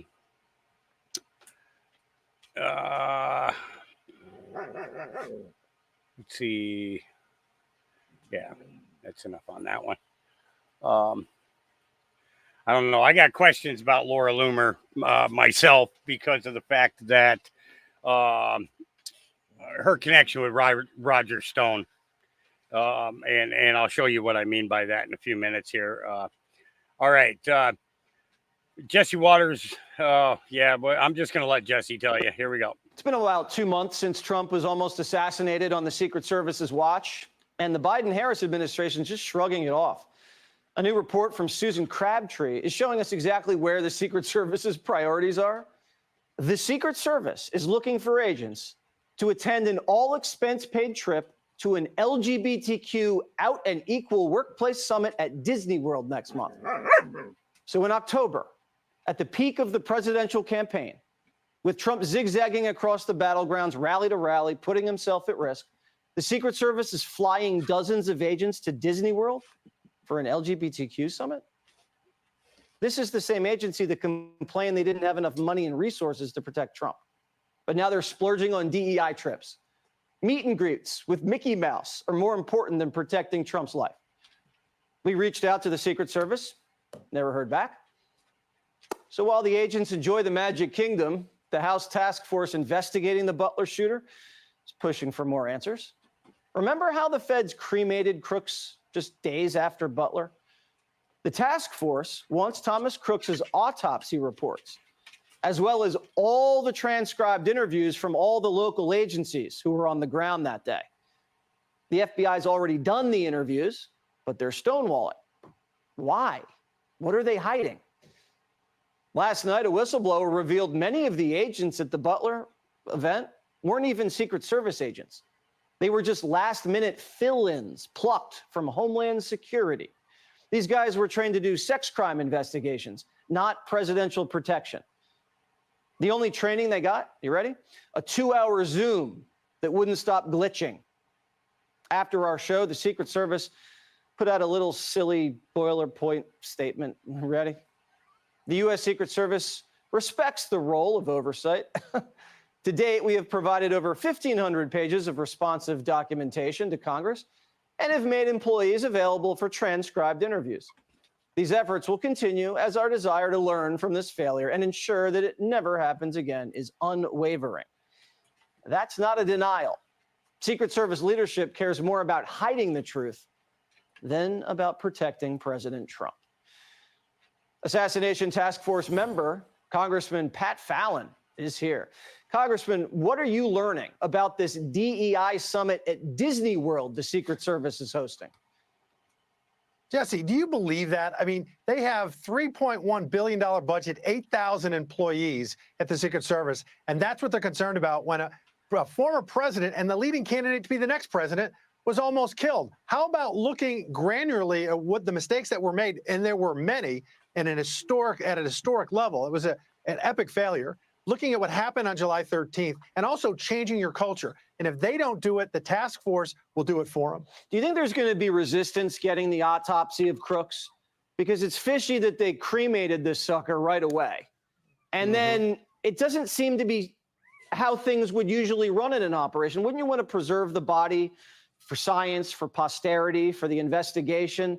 This isn't just some serial killer. You know, this is a huge deal that could have had national security implications. Well, what do you expect? Well, we're going to subpoena the autopsy report. We have to. And yeah, you're right. It was the body was cremated. It should have been.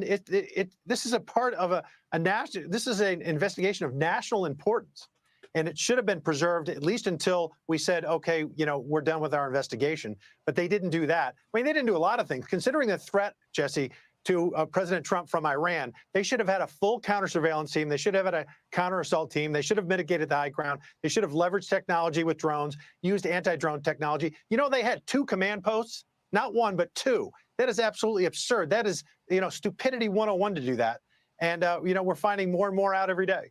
Yeah, well, Iranians are trying to kill a presidential candidate, but they're holding press conferences about a guy in a website in Russia. Got it. Congressman, thank you so much. Keep us posted as these things continue to develop. Yeah, and more is going to come out. More and more is going to come out. Yep. All right, you guys remember this? I think I played this before. The DMV would never allow non-citizens to vote. Remember this NGO outside the DMV registering illegal migrants to vote with permission from the DMV? Just check a box, no ID required. Don't question it. It says the fact checkers. Don't they do that? Don't they do that inside? Huh? You register inside, don't you? I mean, they allow to us to do it over here because it looks like I don't know if they don't want to do anymore, but they authorize it also. It's only they check a box, that's all. Why all the blue? No, the blue is nothing. It's it just this is an organization. This is a non-GO, yeah, a non-government organization. Yeah, it's a non-government. It's mean in Spanish. My family in action. Are you registered to vote?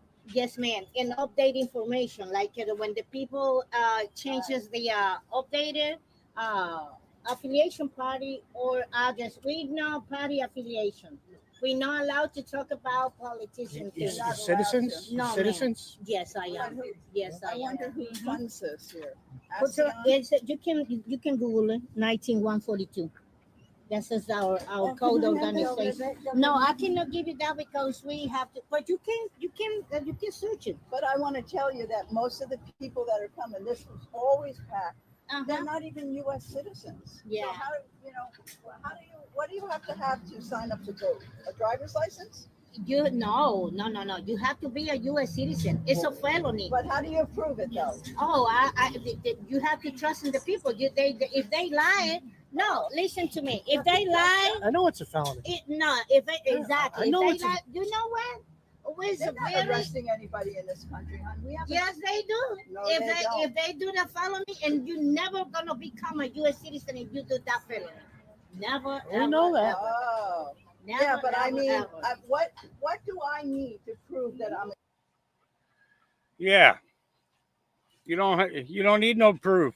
You don't need no proof because people are going to be honest. Migrants are going to be honest. Yeah. All right, Carly Bonet, here we go. RNC's warning how a nonprofit is trying to turn America's healthcare system into voter registration drives, coercing hospital patients to register to vote before getting treatment. Before you get this chemo, we're going to need you to register, and you'll only get it if you register. The letter says this: it is not difficult to imagine how a patient could feel pressured to register to vote or support a certain candidate to receive medical care. This perversion of the doctor-patient relationship raises serious legal concerns given the laws and regulations governing that relationship and voter registration. And the Biden-Harris administration's unleashing a task force to make sure Election Day plays out exactly like they want. This task force has been marshaling the full resources of the Justice Department to aggressively investigate and prosecute threats targeting election workers, officials, and volunteers. So all the poll watchers the RNC hired, you better not be watching too closely. Because if you stand less than 6 feet away when they count ballots, that's targeting, and you'll be arrested. And don't forget what we reported last week. Major cities like Detroit want all the poll watchers they can get as long as they're Democrats. Yeah. Imagine that. Imagine that. All right. Holy crap, says Joe Rambo. Future proves past with a side of Q-proof, please. We were told 4 years ago per Hot Mike that Hunter took a plea. But now he is facing a 17-year sentence by changing his plea to guilty. Is everyone paying attention, friend? Yes, friends. 17-year sentence. And here we go. Not know at this point whether this is the result of some sort of plea deal. It would be reasonable to assume that there has been some deal done between the defense and the prosecution to bring about this change in plea to guilty. The question is now, what kind of sentence might he face? There were 9 charges, remember, that he faced here. 3 of those were felony charges, punishable in total by up to 17 years behind bars. So the question will be going forward, if he is now about to plead guilty, what will the sentence be? Another big question, of course, Harris, that everybody will now be asking is, will President Biden either pardon his son on this guilty plea to these tax evasion charges and indeed the gun conviction he got earlier this year in Delaware, or will he perhaps commute both of those sentences? Now, President Biden has previously said, Harris, he would do neither of those things. But here's the caveat, and it's an important one.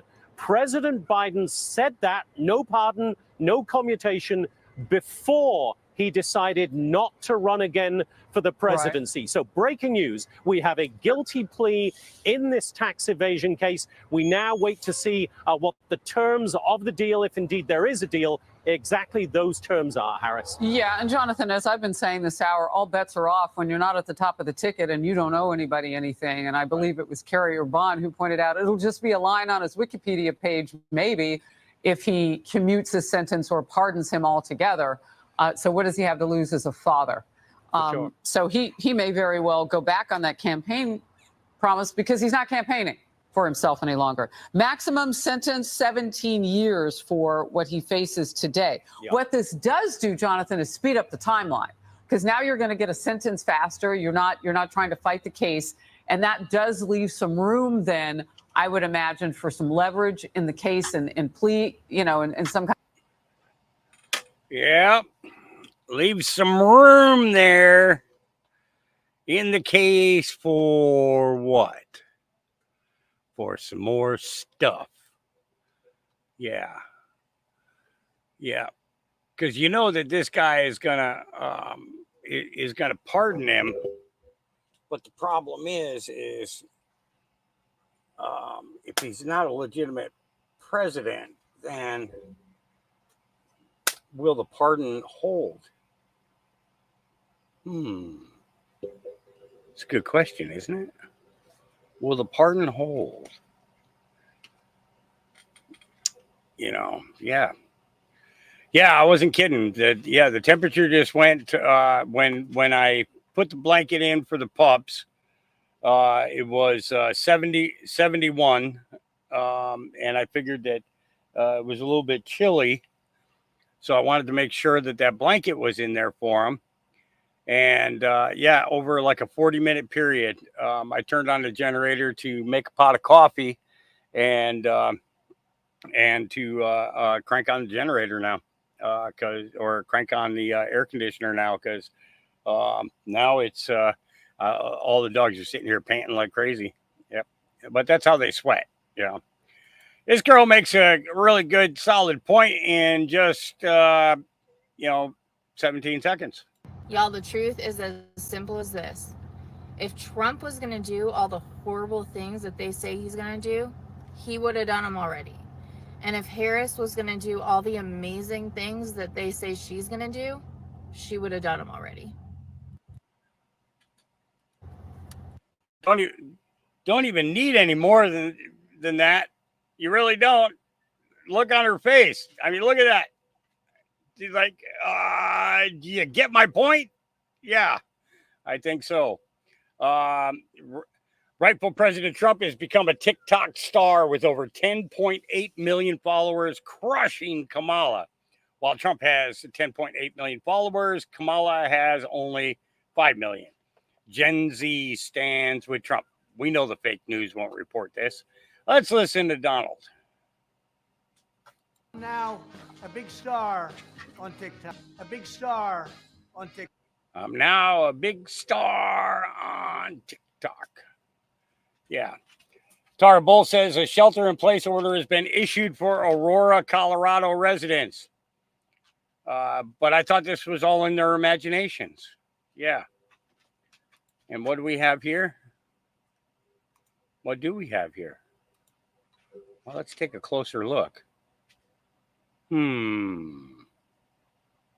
Isn't that a tactical vehicle?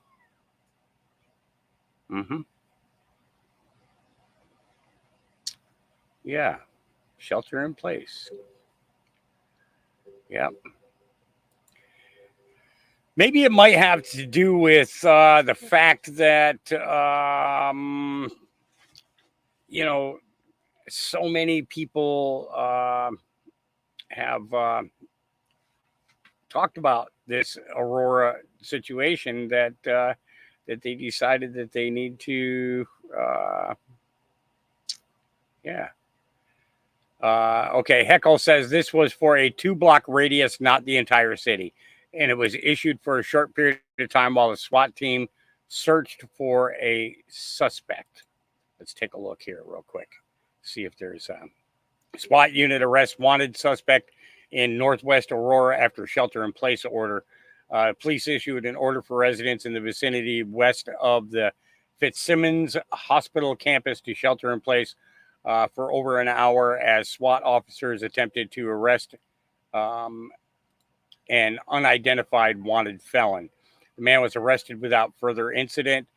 Police said officers have been in contact with the suspect since arriving at the scene. Police said in a social media post at about 9:15 p.m., about an hour after first issuing the order to stay in. See, they posted that, and this is where the problem is. Okay, it's daylight out here, right? It's daylight out here. Okay, and they turned around and they and they took this notice, and it's a promotion of fear. Okay, and if other people didn't drop context into what the topic was, then we would believe that the city of Aurora was under lockdown. You know what I'm saying? So even these big names that think that they're something get this shit wrong.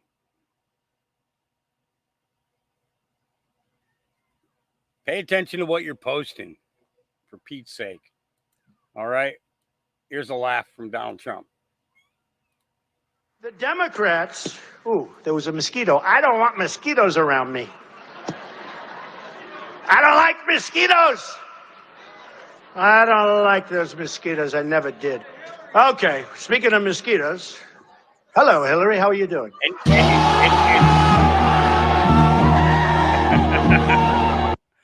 The Democrats. How you doing, Hillary? Oh, but don't you know that somebody's going to end up taking this little post right here and put the context of it as, oh my God, Donald Trump hates insects. He's oh my God, he's so awful. He hates insects. Well, you know what? The majority of Americans hate insects. We deal with them because we know that they're needed to feed the birds. We need them for the fish to eat. We need them for other mammals to eat them. Humans don't need to eat them. But they're going to end up taking something like that and turning it into a big fat squirrel. Yeah. All right. The Obama administration illegally spied on journalists and obtained their phone records to find their sources. Cheryl Atkinson was working for CBS News when she caught the Obama regime hacking into her electronics and looking to plant explicit content on her husband's devices.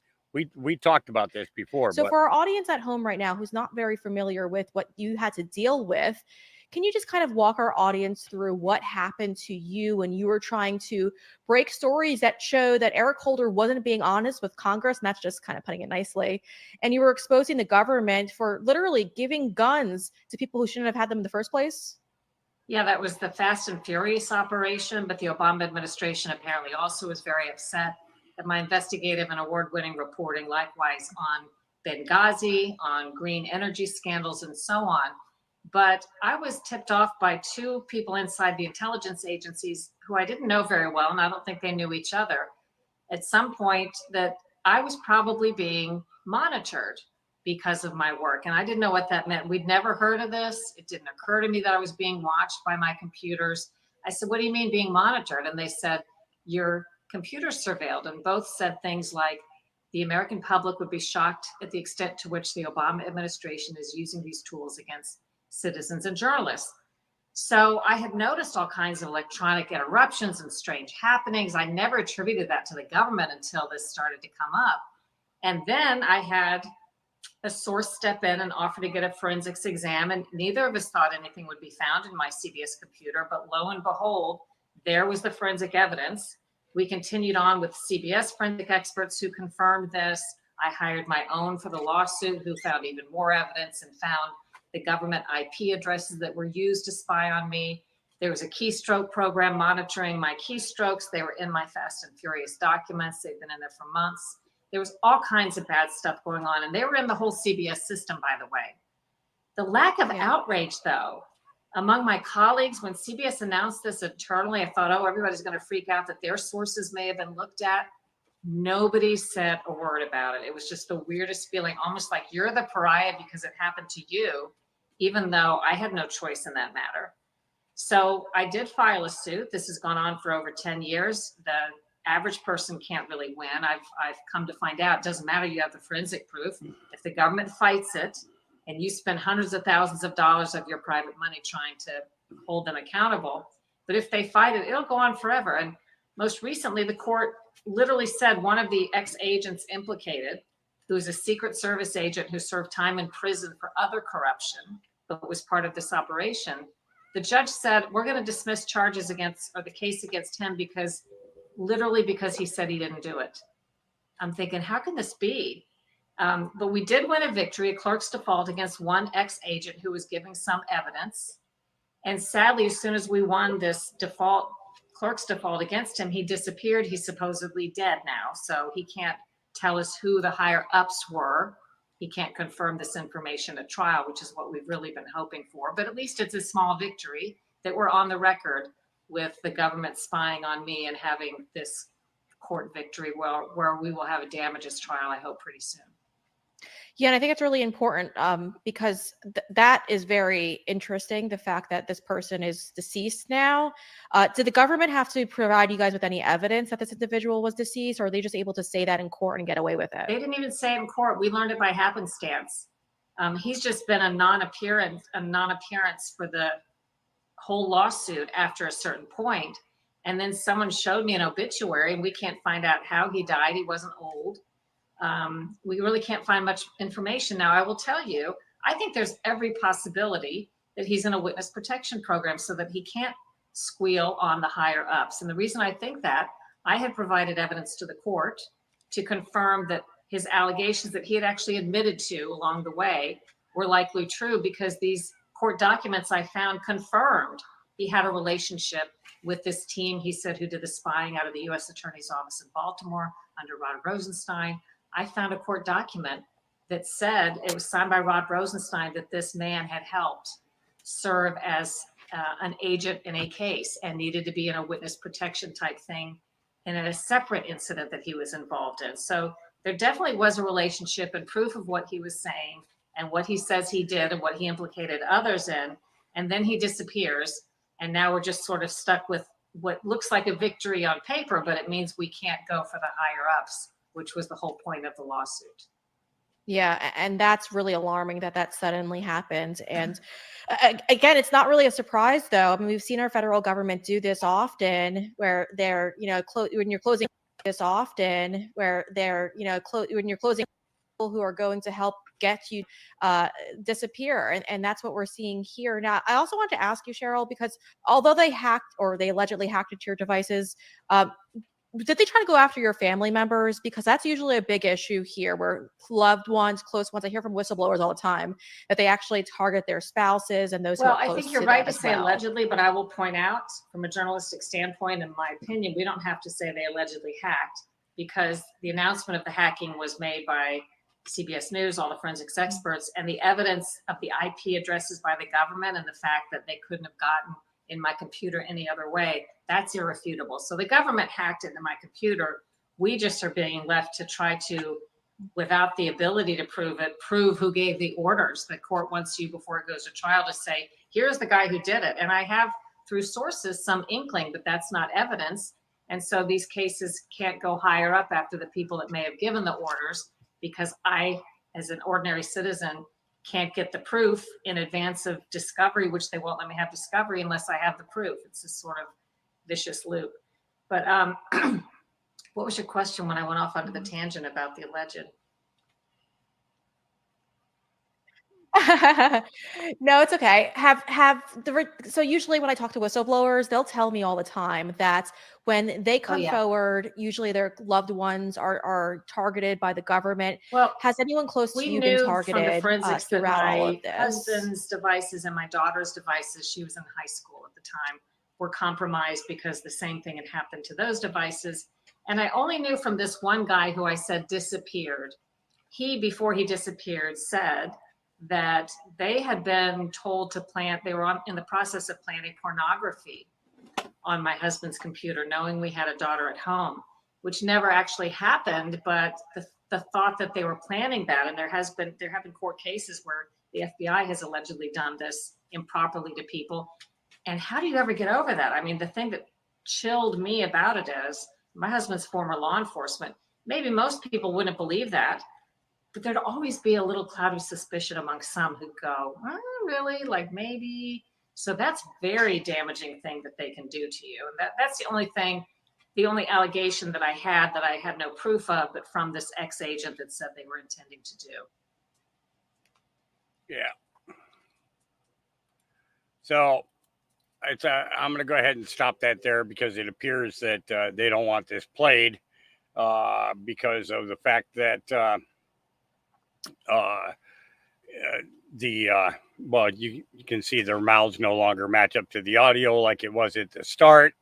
There's a big drag on the podcast now. So, you know, but yeah, that's just, it goes to show you the extent the FBI will go in order to hide their own corruption is to set people up and to, yeah, utilize in ways that are not conducive to anybody else. Yeah. So let's see.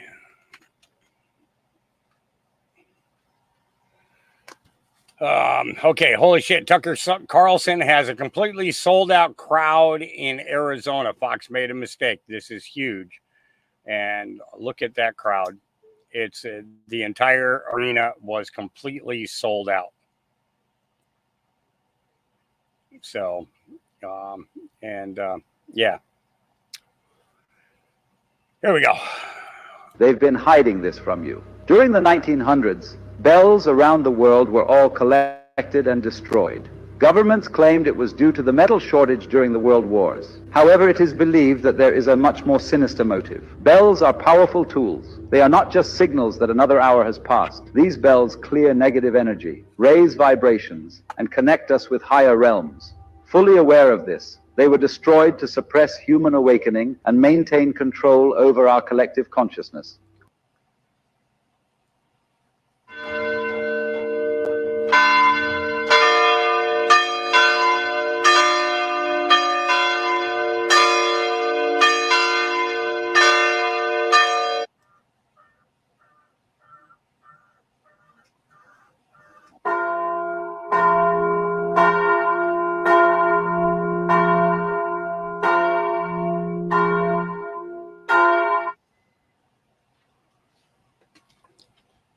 Mm-hmm.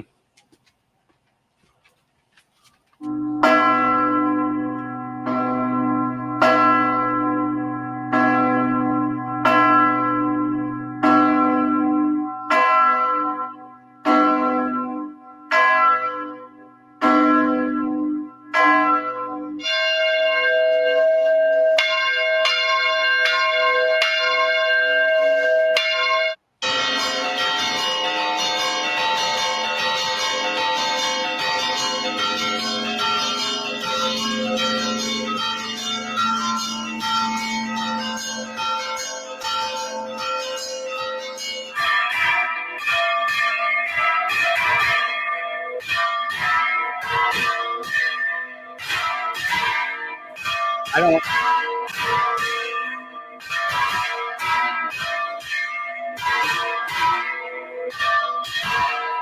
See, now that part right there kind of gets me, and it tells me that's reckless sound. That's not the beauty of bells there. When you got them on cog wheels like that and with a chain and you know what I mean. That doesn't seem right to me. You know, but all right, moving along. Dallas police confirmed Venezuelan gang that took over Aurora, Colorado apartment complex is now wreaking havoc or we already covered that one. That's right, I forgot. So here's another look at that crowd with Tucker and Russell Brand. Appeared in my existence. Phoenix, Arizona. I'm involved with Bear Grylls. Bear Grylls sort of like appeared in my existence, coming out of the shadows, and like said, would you like me to come and baptize you on the 28th of April? And I sort of went, yeah, but I meant no. I would not like you to come. Yeah, you sort of make plans. I'm involved with Bear Grylls. Yeah. That is a heck of a crowd. That is a heck of a crowd. Yep. All right. Playbook is known. We know.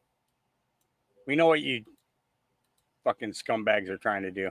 Cold, hard evidence of the Trump campaign, indeed the Trump family, eagerly intending to collude possibly with Russia. Report is now here. It has dropped, and it might not have produced everything of what some Republicans hoped for. It is, regardless, devastating to the FBI, and to a degree, it does exonerate Donald Trump. Just this hour, Fox News can confirm that the Biden administration plans to accuse Russia of a sustained effort to influence the 2024 presidential election. Here we go again. It's going to be up to us on January 6, 2025 to tell the rampaging Trump mobs that he's disqualified, and then we need bodyguards for everybody. Jesus, fool me once, right? This week we saw cold. Yeah, Jamie Raskins. Honestly, I don't think that you could find enough people to want to protect your stupid asses. Frankly, yeah. So America First Legal has just announced that they are suing Judge Juan Merchan and the Ethics Commission for the New York State Unified Court System for illegally concealing Judge Merchan's financial disclosures from 2018 through 2024. Judge Merchan is set to sentence President Trump on September 18th. His daughter's company, Authentic Campaigns, has been subpoenaed by Judiciary GOP, the House Judiciary Committee, and must appear before the House Judiciary Committee on September 13th. Question: when does the 13th fall?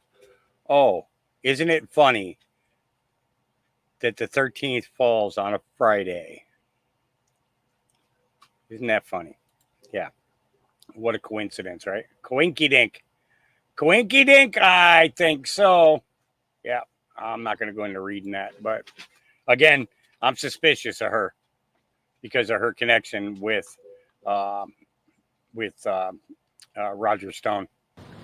We continue to call on Congress to do something. To do something. We need universal background checks. We need ban assault weapons and high-capacity magazines, require safe storage of firearms, invest in violence prevention programs, and pass a national red flag law. Enough is enough. And I cannot say this enough, which is enough is enough. We cannot allow this to happen in our communities. We continue. Yeah. So again, they're going after gun control. All right. Very quickly, Dean, what I'm going to recommend to you is to get a piece of PVC, right? Like a half inch or an inch PVC. Drive it into the ground so that it's angled to go into the root ball, and then run the hose over there and give it water that way. Do not pour it on the top soil, because then what you're going to do is you're going to end up having you're going to end up with hot soil, hot water. You're going to be boiling your roots is basically what's going to happen. So take and drive that so that water is comfortably below the center and below of the root ball, and do it that way there. That way there you don't cook your plant. Michelle Clifford, wouldn't a soaker hose work? Well, a soaker hose would work. The problem is he's got 107 degrees, and if he sprayed his cannabis plant with that, he'd be frying it. Every single water droplet basically turns into a magnifying glass, and he'd cook his plant is what he'd end up doing. Gardening plants are a little bit different. Getting a little bit of water on the leaves and stuff like that, you'll notice that if you get water on a leaf, that leaf will burn. So the idea of it is to get it down below, at least 8 to 12 inches below the surface, and let that water seep up below it. That way there, the roots will suck it up. The plant will drink it.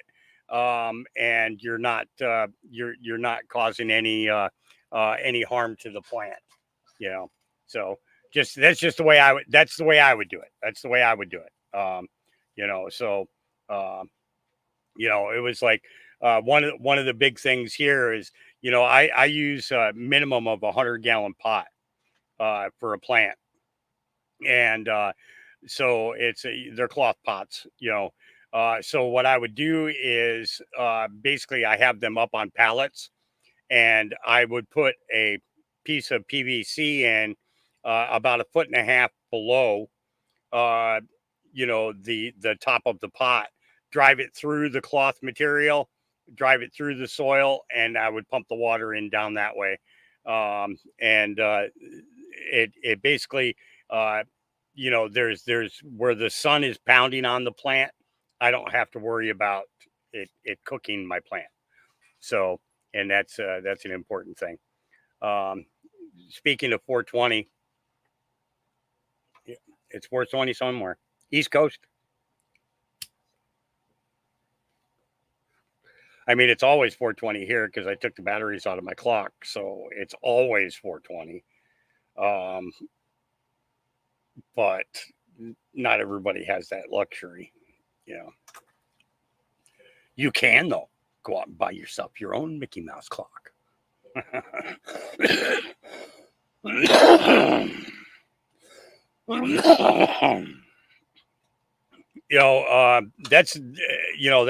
something that I've worked on for a few years, Michelle.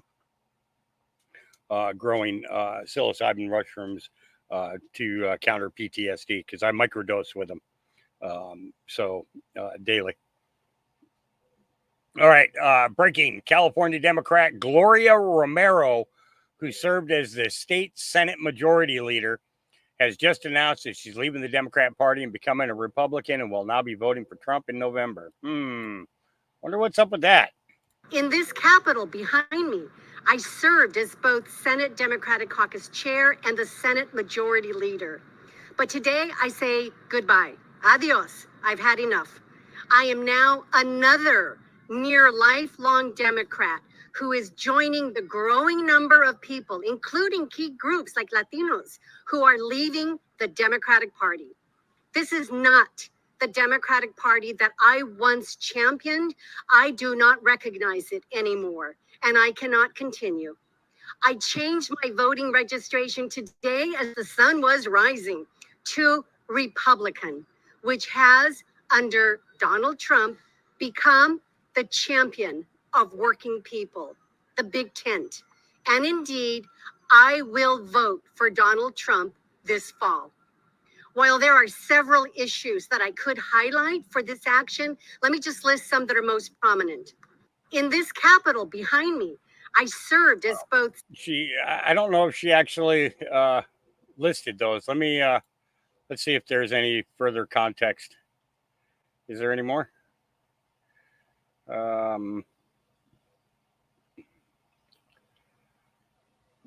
Well, all I can do is say, welcome to the party. Welcome to the party. And hopefully you stay truthful to your word and go from there. All right. Hazmat troops caught on camera. I showed you guys this earlier. Those of you that did not see this, let me click here and I will copy and paste the address for those of you that want to, that missed the beginning of the podcast, that want to check that out. But if you missed the beginning of the podcast, then you missed the video of the puppies. So it's your own fault. Haha. Okay, moving on. This backfired on her big time. She tried to push her narrative, and JD Vance says, whoa. We're going to back up here. Biatch. President Biden passed a series of executive actions, and illegal border crossings are now at their lowest levels in about 5 years, so much so that Greg Abbott is no longer busing people to other cities. But let me ask this fundamental question. Please. Will families be separated under your mass deportation? And again, I do want to answer this question about families and about deportations, but you made this point that border crossings are lower. border crossings at the southern border are lower because the Harris administration is sending more immigrants through the ports of entry. So instead of coming through the southern border, they're now being flown at taxpayer expense to the ports of entry all over our country. The number of illegal crossings, they're not any lower. They're just shuffling how the people are coming into the country in the first place. And this is very important. They're Now, able to about process them more deportations. efficiently, but Greg Abbott's not setting them to other Kristen, states. I don't But want just- a border czar who makes it more efficient for illegal immigrants to come into this country. this That's why we question- have the problem that we have. President Biden passed a series of executive actions Yeah. and This woman here needs to get out of fucking journalism. I'm serious. You know, this is why I say what I say. Oh, Craig, dang nabbit. Craig's like, I miss the puppies. Okay, fine. I'll play it again.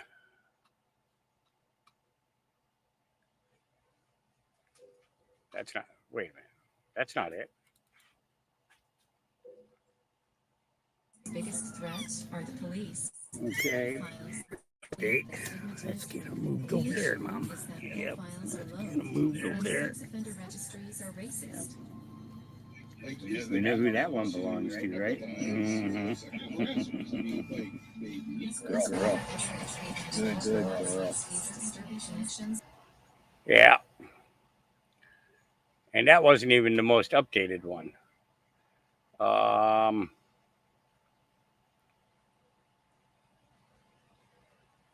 There it is. This is the most updated one.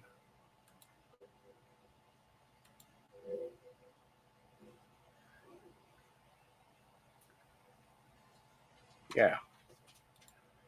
And that wasn't the video. Danger nabbit. Where is...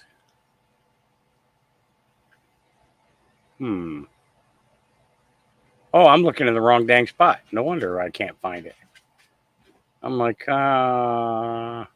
isn't that so cute? Yeah. Not funny. Funny, not funny. Funny, funny, funny, not funny. Not funny, I said. Where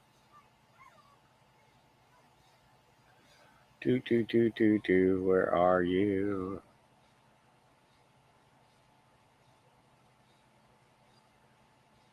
Is this it? Belly up to the bar. So these kids are doing great. Everybody lined up at the bar. They're all getting comfortable. How you doing there, Mama? You doing okay? Yeah. Did a good job. Yeah. 1, 2, 3, 4. There's 2 right there. You had another one? Oh my. You snuck another one in. You had 9. Yeah. You had 9. Yeah, she did. She snuck one out. So I said yesterday, I told you guys that I had to, you know, wow, you did 9. You did good, Mama. Yeah, you did really good. Yeah. I'm proud of you. You did a good job. So when the podcast ended, there was only 8, and she appeared to be done because she went outside and went to the bathroom twice. Okay, she went outside to go to the bathroom. So I figured that she was definitely done. No. I go up to the gate to check the mail.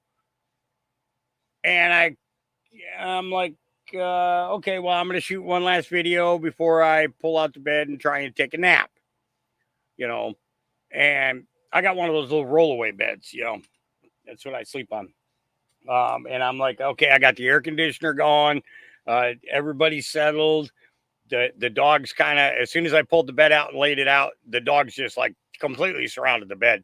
And I'm like, okay, this is gonna be a hot nap because they're gonna suck up every bit of cold air and give me all the heat.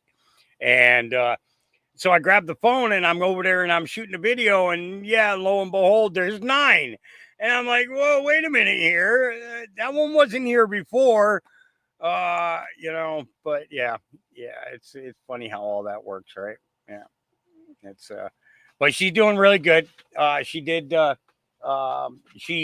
me tell you, while that long video was on, I had some bacon that was some smoked bacon that Slow Country had mailed me a couple months back. I had some buried down in the bottom of the freezer, so I grabbed that out and I threw it. I threw it on the grill on an aluminum foil, and I chopped it up, and I took the bacon. What bacon grease came out of it? There wasn't a whole lot, because I'll tell you what, when he smokes his bacon, in comparison to going to the grocery store and buying bacon, you put 5 or 6 slices of bacon in a frying pan, and basically the whole bottom of the frying pan is covered with bacon grease. But with his, no, it's like degreased. So I chopped it up and put it in some dog food. She ate that whole bowl while that video was still playing. And by the time, and I did that, that's how I got her out of the box, so that I could move the puppies and get the blanket in there. Is Gabriel the alpha of the pack? No, Baron is actually the alpha, but Gabriel is definitely a very close second. When I breed them, they go into an enclosed area. So it's one male, one female, and they're in there for a couple of days. So, so they can do it as many times as they want, and nobody's got to walk in and see them doing it. It's, that's just not something anybody really wants to see, especially knowing that they get stuck and they stand there butt cheek to butt cheek for about 30 minutes while they're waiting for some relief of pressure so that they can walk away. They're not like humans where they do it until, never mind. Shut up. I'll just shut up. Oh, God. All right, Sassafras 84 says, not even 24 hours after Tim Pool announced his lawsuit against Kamala HQ, he is now being indicted for Russian collusion. Do you get it yet? Trump must disband the Department of Justice when reelected. We need to drain the swamp. This is bad. And it's and here she is. And this is the thing about this. And I'm going to call her this. Ladies, plug your ears. Plug your ears. I'm giving you a 2-second warning here. Plug your ears. But this cunt, needs to be in prison. She needs to go in front of a military tribunal and be charged for treason. No ands, ifs, or buts about it. No ands, ifs, or buts about it. She needs to be charged with treason. No ands, ifs, or buts about it. All right. Laura Becker says, I am a detransitioner and I am voting for Donald Trump. And she says, when I was 19 years old, doctors led me to believe that I was a transgender. Doctors led me to believe that I was a transgender. Okay. I was told that hormones and surgeries were my only option. They were wrong. Today, Kamala Harris is pushing children into these exact same procedures, limiting their choices later in life. When I was 19 years old, doctors led me to believe that I was transgender. I was told that hormones and surgeries were my only options. They were wrong. Now I suffer from irreversible changes to my body and mind that I will live with for the rest of my life. Today, Kamala Harris is pushing children into these procedures, limiting their choices later in life. That's why I'm voting for Donald Trump, because he's committed to protecting children from these rash decisions. Yep. When I was 19 years old, Yep. Doctors led me to believe that. Yep. Keep coming for our kids. I'm telling you, Democrats, go ahead. Keep coming for our fucking kids. Keep coming for our kids. And I'm telling you, the backlash is going to be so fucking devastating. So fucking devastating. Every single one of you. Keep coming for our kids. And what will transpire will in fact shock the whole fucking world.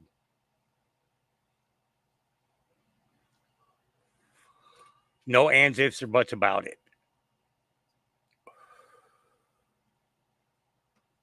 All these local and county and state officials that are involved in this, I'm telling you now, you better be fucking digging your bunkers now. You better be lining up your plastic surgery now to hide who in the fuck you are. Because when the time comes, the American people have finally had the last fucking straw broken on that camel's back. And I'm telling you, it's not going to be good for you. And I'm not threatening you. I'm just telling you, the mindset of the American people right now are 100% against you. You think that you're liked. You think that you're respected. You think that what you say is legitimate and everything else. And I'm telling you that you are nothing but Luciferian scumbags. And in the name of Jesus, I rebuke every single one of you. You know. Yep. Okay, we already saw that one. Joe Rambo says about 16. Who knows what 1630 is about? Why are Freemasons on the scene of most shooting locations, openly giving interviews or in background shots? For your particular, Mr. President, for the Commonwealth, you have no choice if I may, but to allow it. 16 minutes and 30 seconds are up. Thank you for being with us. Thank you very much. The president has spoken for a total of 16 minutes and 30 seconds. I'll say, for your particular. Sean, you should have shut up and let him finish. But hey, thank you for that 1630. And for those of you that missed it, let's go ahead and pull up 1630.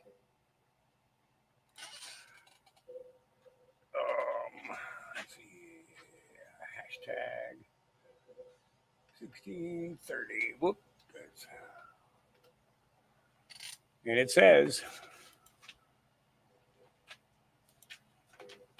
says, law enforcement should interview the therapists. Each shooter has one, coincidentally, targets. Relocation within 30 days of each shooting. New name. FBI doesn't know this. Spooks are hard to find.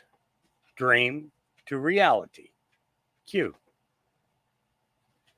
Why are Freemasons on the scene of most shooting locations, openly giving interviews in background shots? Symbolism will be their downfall. Yep. All this stuff comes down. Congratulations to the X team for defending freedom of speech, the bedrock of democracy. X Daily News.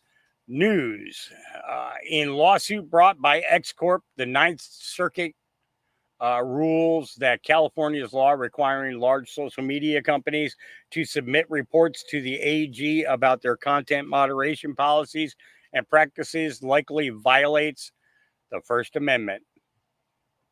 Yep. Today, a bipartisan panel of judges unanimously ruled in favor of X and against the California law that seeks to regulate speech on social media platforms. This is not just a victory for our platform, but also for free speech nationwide. Whether in the United States or around the world, X will always fight for free speech and against government efforts to restrict people's right to express themselves. And we thank you, Elon Musk, and your entire team. We thank you. All right. Welcome to New York Shitty. Elections have consequences. Listen.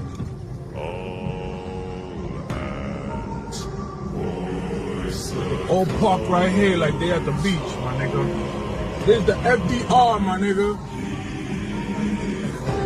Oh, they going jail. Yeah, we in the FDR. See the FDR highway. Let's go inside and see what's good, man. Somebody might know me. I can't get that body.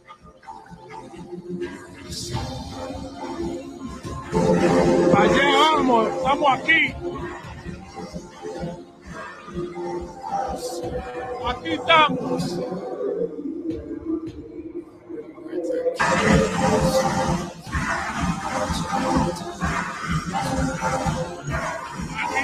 Aquí estamos, amigo. Yeah. Ridiculous. Ridiculous. President Trump comments on the Venezuelan gangs taking over Aurora, Colorado. We're letting everybody in. Take a look at Aurora in Colorado, where Venezuelans are taking over the whole town. They're taking over buildings, the whole town. And the sheriff, who can blame them? I mean, they have AK-47s. You saw it the other day. They're knocking down doors and occupying apartments of people. The people are petrified. And it's getting worse and worse. You look at New York, Chicago, Los Angeles, and now you look at all over the place. You take a look at Iowa, Idaho, places that never had the problem. They're pouring in. 21 million people, that's bigger than New York. And we have to stop it. And we have to do the largest deportation in the history. We're letting everybody in. Yep. We got to do it. We got to do it.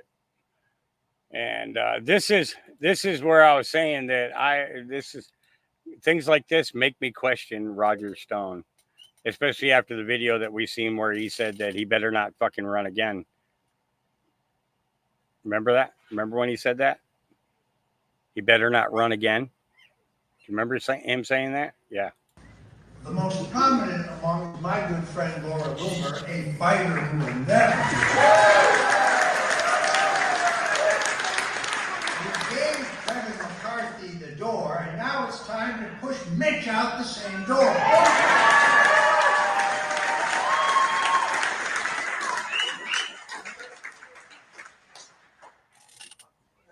These people are capable of absolutely anything.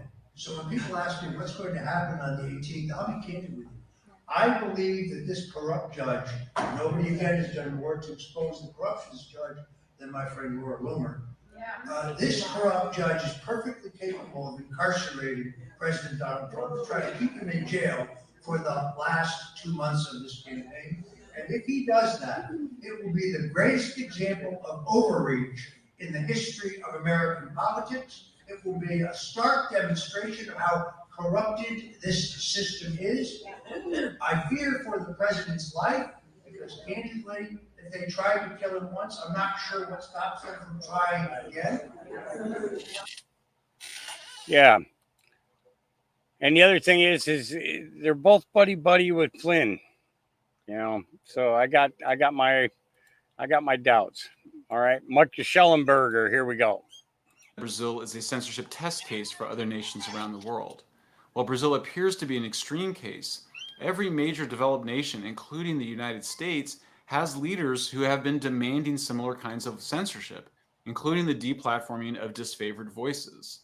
The Brazilian government has shown little hesitation in arresting independent journalists for the things that they've published in the past. In February, the Brazilian government detained a Portuguese citizen journalist, Sergio Tavares, at the Sao Paulo airport. They took him to a room and interrogated him for 4 hours about the things he had written on social media. And unlike Tavares, I'm already under criminal investigation by the Brazilian government. Last April, Brazil's federal police published 2 reports about the Twitter Files Brazil. 3 days later, Brazil's Attorney General urged the Supreme Court to pursue criminal prosecution and investigation to identify and punish the possible culprits. If I'm arrested, then the Brazilian government will confirm to the world that it is a totalitarian dictatorship. If I'm not, then I will give courage to the millions of Brazilians who are too scared to speak their minds. I'm reminded of something that happened last spring in an airport in Brazil when I was with Congressman Marcel Van Hatten. A woman stopped us to say how much she supported our cause, but was too scared to speak out publicly. In fact, she confessed she was nervous even speaking to us in that moment for fear of what might happen to her. At that moment, I realized that the greatest threat to our freedom comes not from the totalitarians or the censors, but rather from our collective fear of them.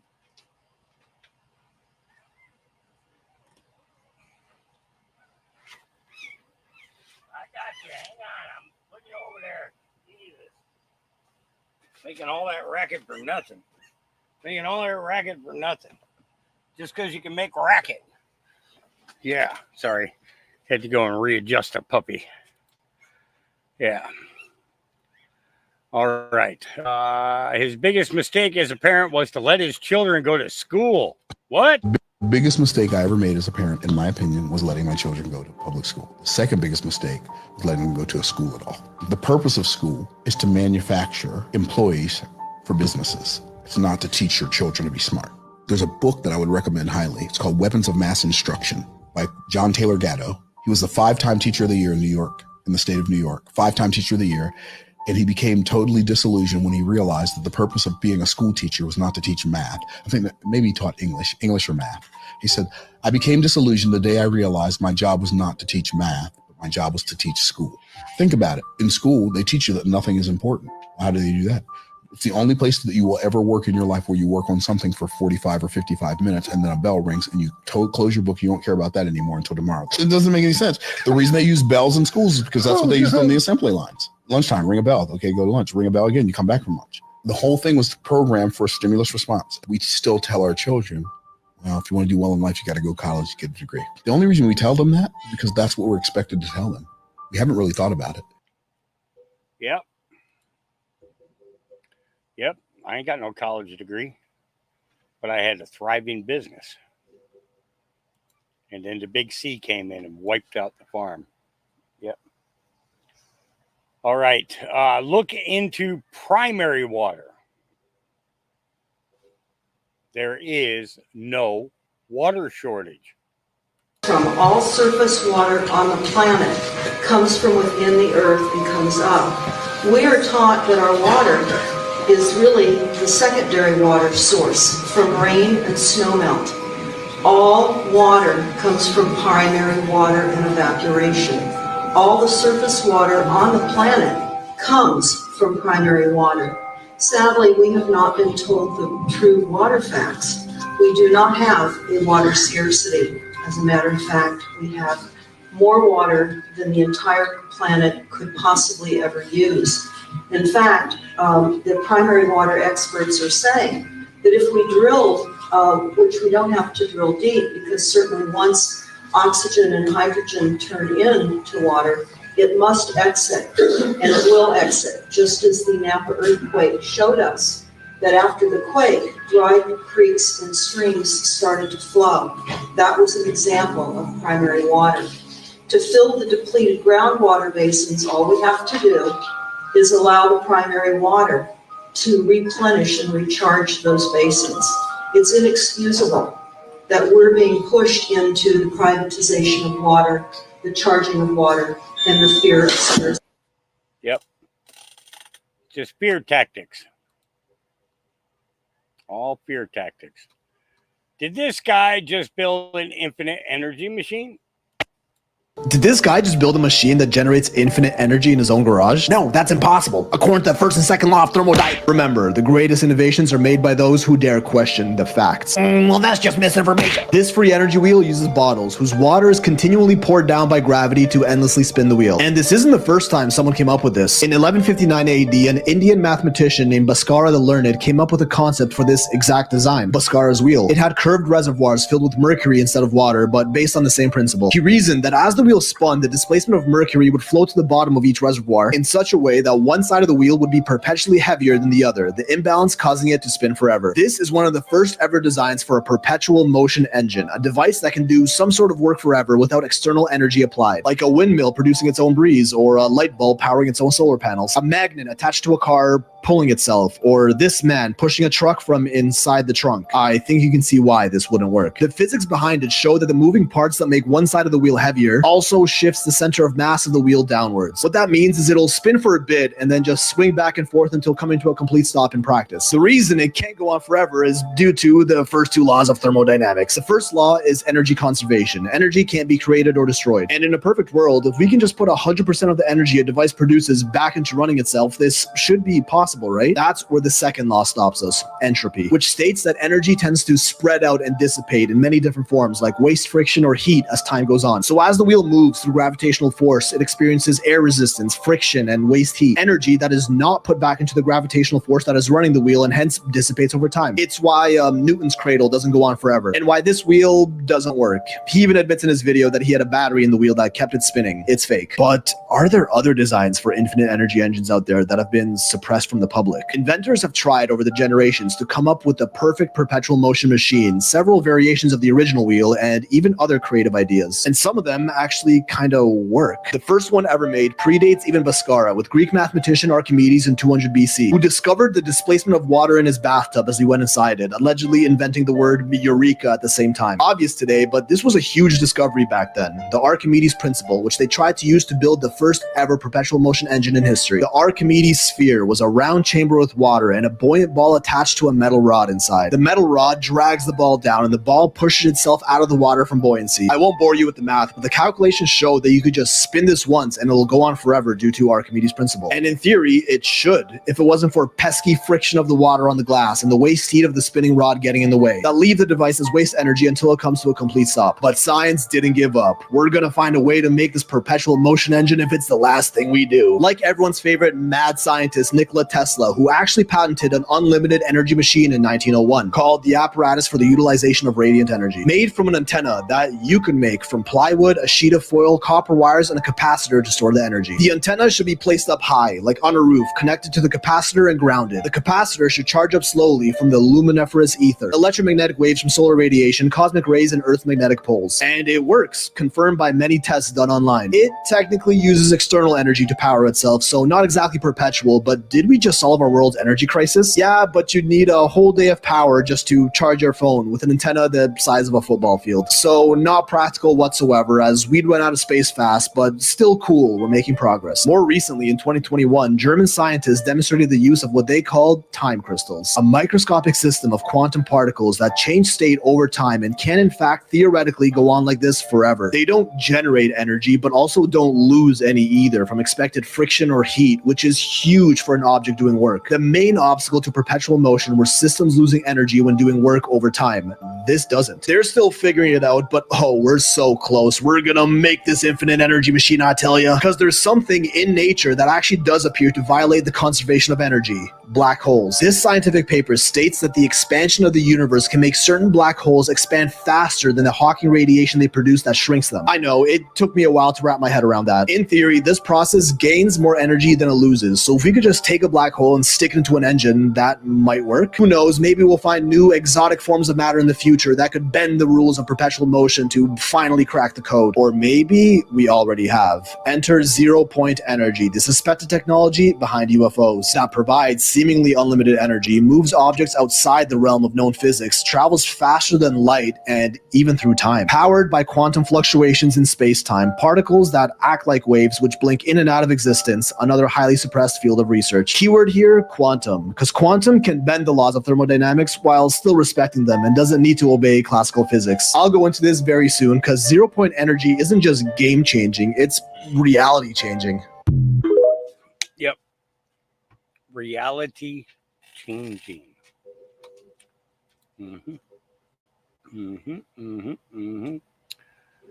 Truth about school. The underground structure of the Board of Education. Everybody's been talking about school and education.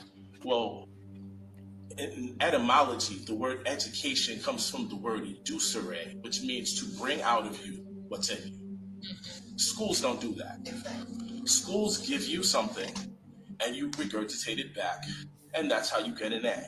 This is called the 1902 Board of Education Act, okay? The endowment was given by John D. Rockefeller and Andrew Carnegie. They gave $30 billion. They actually owned the public school system.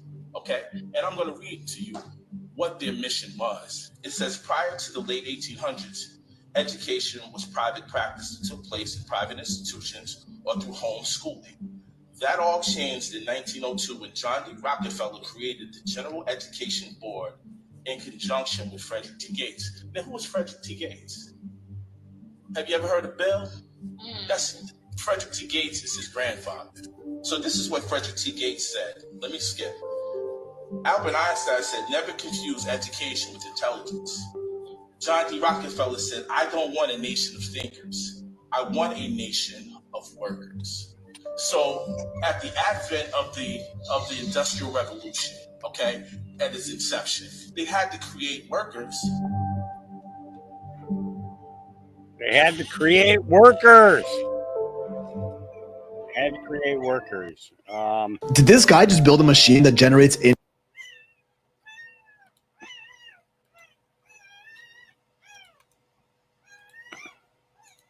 There you go, Mr. Sciatica. All right, moving on. Ryan Mata. If I told you that the U.S. government had trafficked 438,573 migrant children into America, then delivered these children to MS-3 gang members, child traffickers, and sexual predators, would you believe me? So, 2 weeks ago, Donald Trump said the number was at 325,000.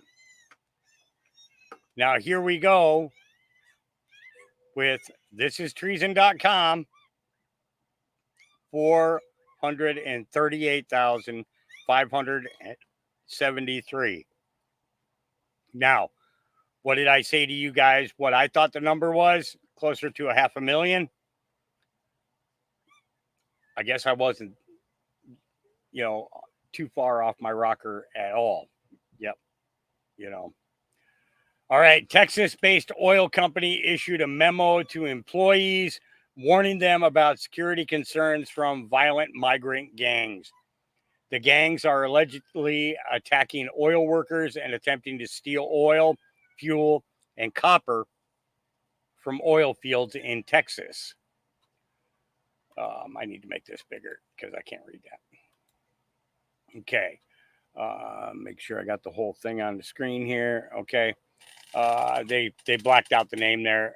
Industry peers and law enforcement in West Texas are aware of recent increase in organized criminal activity, inclusive to violent crimes, gang activity, and oil field thefts in and around West Texas operational areas. Specifically, let me see if I can make this. There we go. Specifically, regional law enforcement and FBI advised that the gang members emanating from Cuba and Venezuela are organizing and working in concert to commit thefts within the Permian Basin. These individuals and groups are armed, violent in nature, and do not hesitate to use force.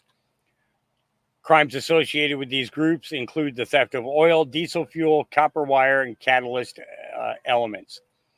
Recent incidences also included 2 assaults by water haulers who were attempting to steal oil from West Texas oil field sites after the thieves were observed by witnesses who drove up to investigate. The thieves attempted to use their vehicles to run the witnesses off the road. In another incident, a thief acting as a spotter and following a water hauler who had stolen oil also attempted to run a witness off the road. There have been numerous reports of second vehicles acting as spotters for water haulers committing oil thefts. An industry peer provided the below snapshot of a video surveillance of an armed thief checking out an area before stealing diesel from the location. And it's supposed to be a video, but it's not. I don't think they included the video. Did they? Did they include the video? Nope, the video is not there. All right, moving on.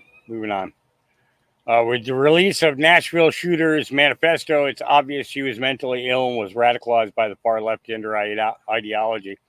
Turns out telling people they can be born in the wrong body and that their victims can radicalize people. Don't forget the victims' names.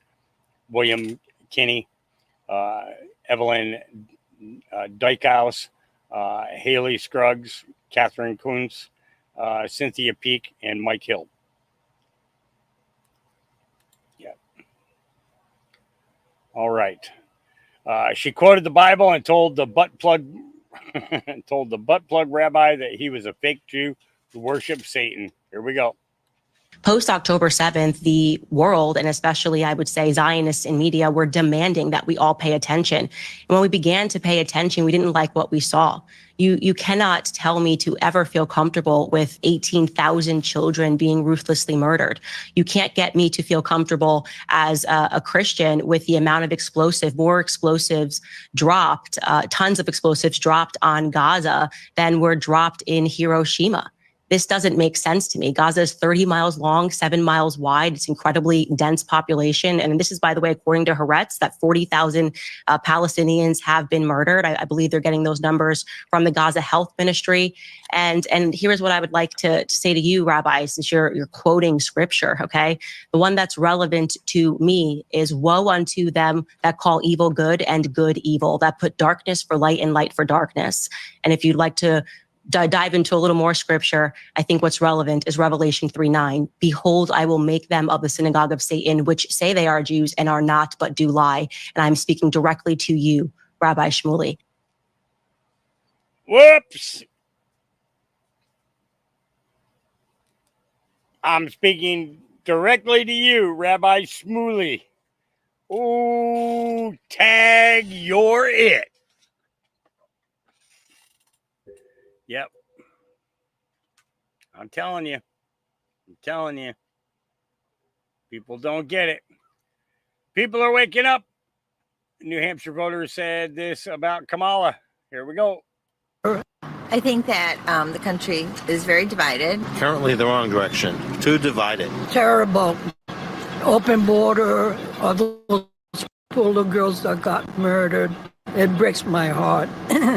And I used to be a Democrat my whole life. I voted for JFK.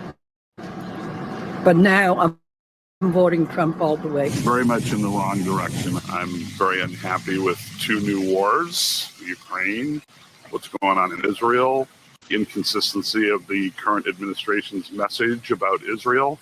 Yeah. I think that... Yep. You know... Oh, hold on. When was this? September 5th. Okay. All right. I'll pull that up right now. Let's take a peek here.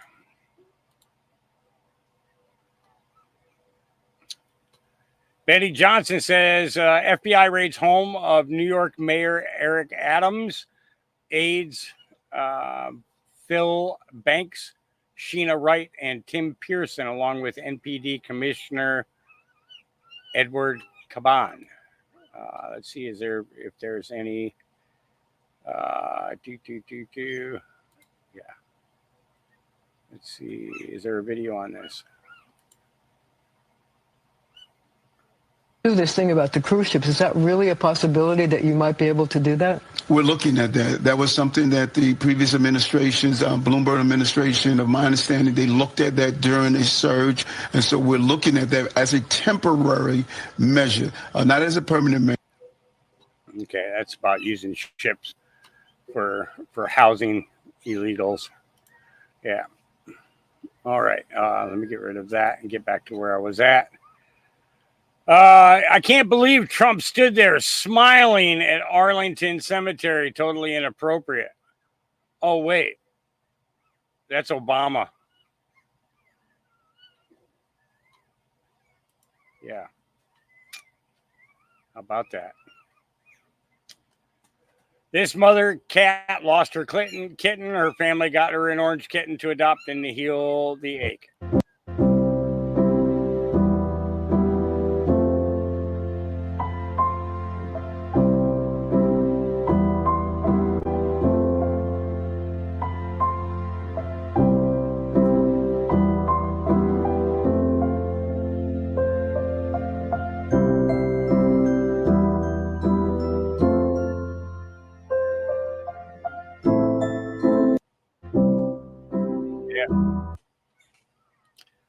Sometimes all it takes is a little kindness. I'm not a big cat person. I could use a cat. However, the dogs would probably like the cat too. The only way that big dogs generally get along with cats being introduced to them is if either the cat comes in as a kitten, or the dog comes in after you have the cat already, and you bring the dog in as a puppy, All right, very interesting. The real reason for Iraq in the 90s, Stargates, 12 of them, and Hollywood tells you space is water. Do you guys remember this movie? Watch this.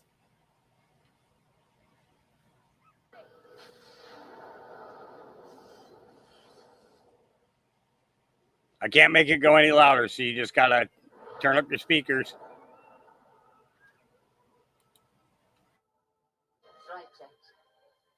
It's on the other side of the known universe.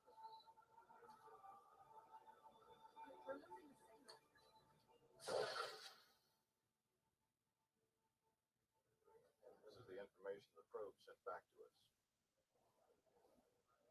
Freeze and enhance. You can clearly see the gate on the other side. Both gates must have functioned as a doorway between our worlds. These readings tell us This movie was made in 1994. The Gulf War started in 1990. and most importantly oxygen. So, the Gulf War started in 1990. This movie was made in 1994. I talked to my friend who he could be making this up. I don't think he is. I had to ask. People kept asking me, ask him this. They're telling me to ask questions. Ask him this question. Ask him that question. How does he travel? If he's a time traveler, how does he travel? I asked him the question. He said he travels through a Stargate. Isn't that interesting? So I'd asked him, please indulge me with this Stargate. Now, either he knows things, he studies, I don't know. But the Book of Enoch talks about 12 portals. There's 3 on the east, 3 on the west, 3 on the north, and 3 on the south. Seriously, it's in the Book of Enoch. It talks about 12 portals. It does. It's in there. Get the Book of Enoch, read it. The Gulf War started in 1990. And they say in the community, in the UFO, in the community, paranormal community, that they were looking for a Stargate. All of a sudden, 1994, this movie comes out. Stargate. And I was fascinated by this movie. I don't know why, but I was drawn to it, and I watched it over and over and over again. I bought the movie. I bought several copies of them. I wore it out. I never heard of this story. I never heard of this. They were looking for a Stargate. I didn't hear about this until the last couple of years, that they had been looking for a Stargate. I never heard nothing about this, even with my ex being in the Gulf War, them looking for a Stargate. So all this is something I never heard about until now, like this couple years. But I was still drawn to this movie. So it's really weird. But then I find out about the situation with Close Encounters of the Third Kind movie. That this is you guys, this is so crazy. That the movie Close Encounters of the Third Kind is based on a true story.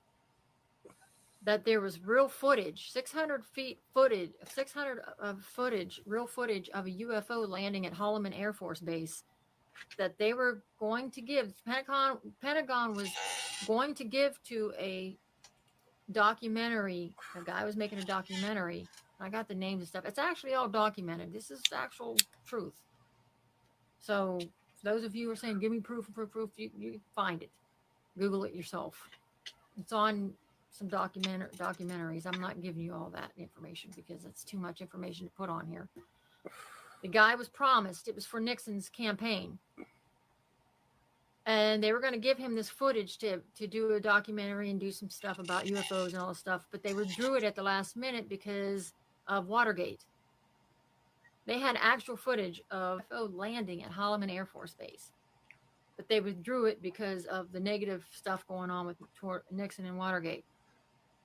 So instead, miraculously, and I know what they did, they sold it to the highest bidder, which is Steven Spielberg, and then a couple years later, Close Encounters of the Third Kind come out. Okay? And that's what they do. That's what Hollywood does. They sell this information. They got information. They got proof. They've got real life information on UFOs and all this stuff. So they just sell it to the highest bidder, and they make a movie of it and make us try to gaslight us, make us look like idiots, and pawn it off as it's science fiction and it's just a story. It's just a movie. Okay? And all of a sudden, UFO, this Close Encounters comes out. That wasn't a movie. That was facts. That actually happened. It's true. It actually happened. The third Close Encounters of the Third Kind actually happened. It landed. They said, it specifically says in the scientists have come out and people said that what you see in Close Encounters of the Third Kind actually happened. It's almost exactly what happened at Holloman Air Force Base, what you see in that movie. And if I have to get you the episode on Agent Aliens where they all talk about, scientists get together and tell you they go, yeah, this is exactly what happened. They just basically gaslight us and tell us they're lying to us about everything.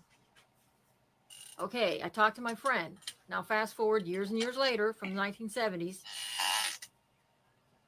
Now it's the 1990s. They find the Stargate. A couple years later, Stargate, the Stargate movie comes out. They sold it to the highest bidder. What really happened? Okay, what went down? And now we got the movie. Same situation. He said, same situation. They have the Stargate, multiple ones, and people they're traveling all over the place. And then all of a sudden here we come out with. We've got actual space galaxy. I don't know the names of these people, but we've actually got a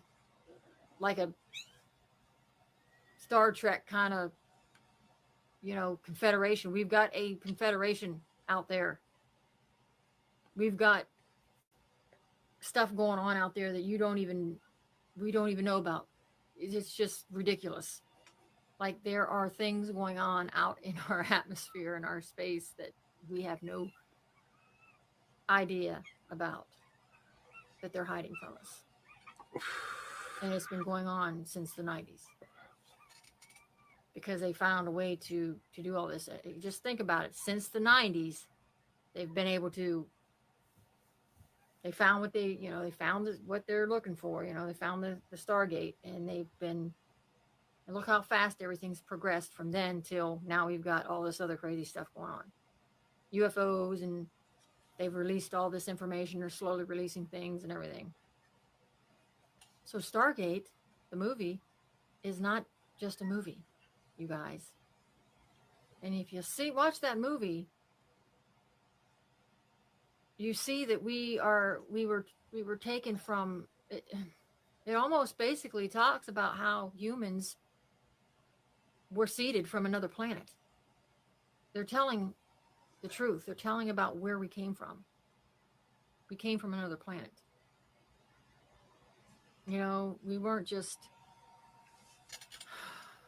like that movie is just touching on just a little bit more about our existence and what's really going on and what they're doing and what it's. You got to watch the movies if you really want to know what's going on. Watch the movies. So here we are. Just another bit of information about their time traveling through Stargates. And there's 12 of them. And that's how the UFOs and stuff are You see them coming in and out of areas in the water and mountains and all kinds of stuff. They're all over the place. 12 of them. And it's in the book of Enoch. So that's why they took the book out. That's why they took the book out of the Bible, because they don't want us to know. They don't want us to know. So those of you who swear up and down the book of Enoch's evil, no, the book of Enoch is not evil. It's the people that they don't want us to know who, what, when, and what's really going on and who we are. So. Yeah. So it's something to investigate, something to look at, right? Something to think about. Don't lose yourselves in it. All right. Here we go. She kept looking down, up. Nobody wants to cover it. I know all about notes. I mean, it's all right if people know that, but she wasn't supposed to have notes. So she's asked a question. She looks down. She had notes. That means she knew that she knew what was happening. About it. Did her campaign, when they said that they wanted to change the rules that they had agreed to, did they ask for notes? Did they ask for They wanted notes. They wanted to be seated, and they wanted your mic hot. They wanted a desk.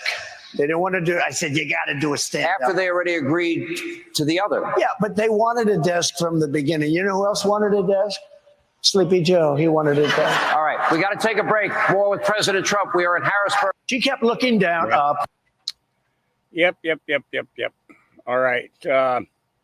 Breaking: suspect Colt Gray didn't exist to neighbors until the day of the shooting at Appalachia High School. Where have we heard this before? This whole thing smells like shit. Here at the home where he lived with his father and two younger siblings. This house right here along Harrison Mill Road is only about 6 miles from Appalachia High School.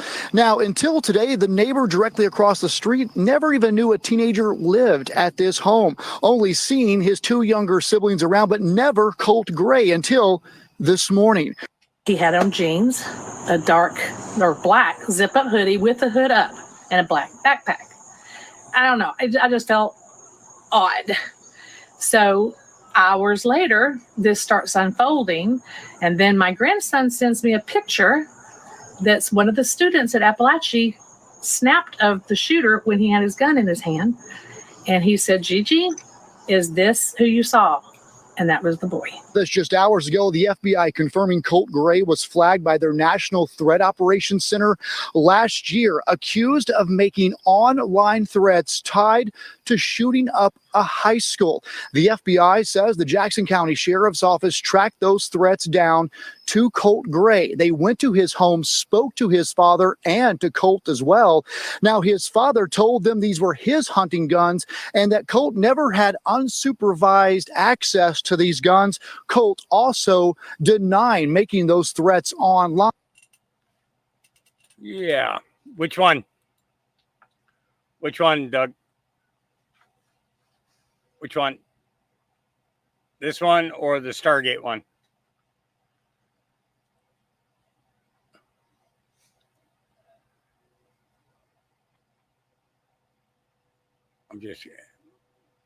This one I just played. Okay. Here at the home where he lived.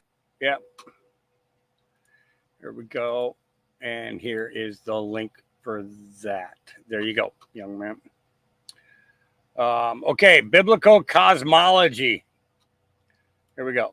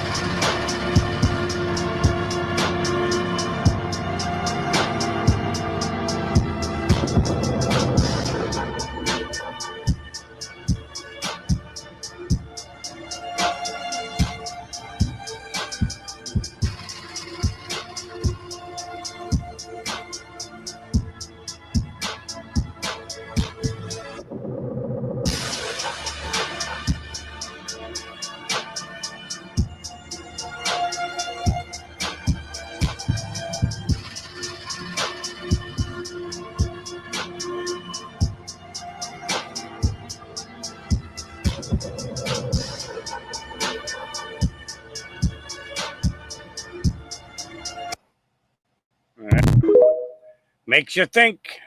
Makes you think. New Appalachia High School shooting suspect Colt Gray's family is defending him after he killed 4 innocent people, threatened to go full throttle.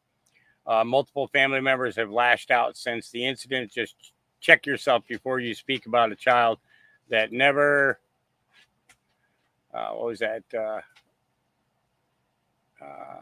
asked to deal with the bullshit he saw on a daily basis. His aunt, Pahamas Brown, said on Facebook, "Y'all ready to see Pahamas blood in full throttle? Nah, I wouldn't either.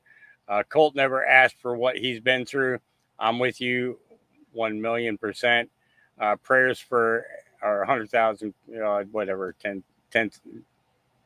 yeah, whatever. Prayers for everyone affected." And a parent, relative said in a comment, a former teacher even called him a sweet boy. "I taught Colt and know firsthand he dealt with so much. I love him and will be thinking about him and your family as you go through this tragedy. He's such a sweet boy." Let's take a look here. Why are these not coming up? Oh, it's a video, that's why. Right here.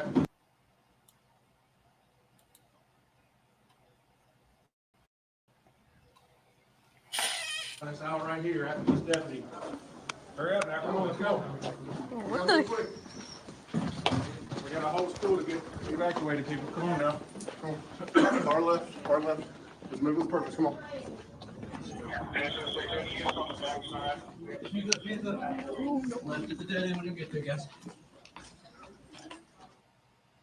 So I got more questions about this anyways, and you'll see why here in a minute, why I say that, but I got to get to it. Take me with you. Oh my God, aliens are real. The government confirmed it. Are you panicking? Are you panicking? No, bitch, I've been in an existential crisis since I was 3 years old. I've got anxiety, okay? All of the maybes, maybe nots, and the possibilities have already ran through my fucking mind, taken a couple spins around there and ran the fuck out. I've accepted it, okay? I'm not worried about that. I'm not worried about that. What I am worried about is when them alien bitches pull up, if they're gonna let me hop on that ship, okay? Load me the fuck up. All aboard, sign me up. I wanna come with. Give me 15 minutes. I need to grab my toddler, my husband, and my 2 dogs, and we will leave. We will bounce. Sayonara, bitches, okay? I know you have something better than Lexapro up there or wherever the fuck you are. I know you do. I want to come with you. I don't want to stay here. The planet's dying, okay? It's fucking hot here. Taxes suck. Healthcare sucks. Eggs are like super expensive right now, okay? I want to go on that fucking ship. Let me in there. What do I have to do? Do you want to probe me? Go ahead. I've been getting fucked by America for like 23 years now. I'll let you probe me. Just let me on the ship. Just let me on the fucking ship, you little alien bitch. Let me on there. Please. Thank you. Love you. Bye. Oh my and I'm going to go ahead and drop the link because I know somebody's going to want this. I know somebody's going to want this. So here you go. Here you go.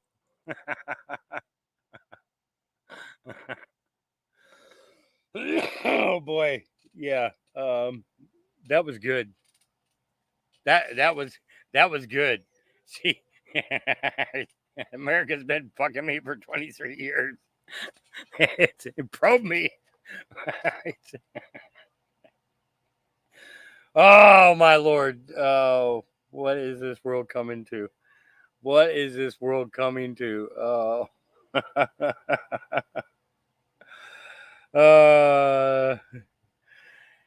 John Dunning says aliens will invite her to dinner. They say we taste like chicken. All right, Andrew Cherkasky.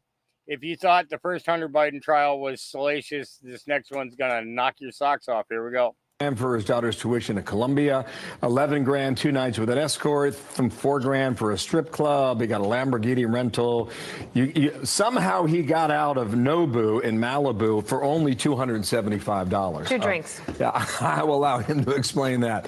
What is the legal threshold here for the government? Well, if the first trial of Hunter Biden was salacious in your mind, the second one is going to knock your socks off, I think. Wow. The idea of a multi-year year scheme, essentially, of not paying your taxes is what the prosecutors are alleging. Now, what Hunter Biden is saying, as far as his defense goes, is that this is all about his drug addiction, that he was so addicted to drugs and so, I guess, out of his mind that he wasn't able to form the necessary specific intent to be deceptive in what he was doing. I think that is a very tall task for the defense to establish here, because it's not just a one-time event like we saw in the gun case that, you know, spanned maybe a couple of weeks. This is years and years, multiple times of not filing the taxes properly, not paying it, and misreporting wildly in the expenses that he claimed as business expenses. We had a question yesterday. It's a dumb question, but for people who aren't lawyers,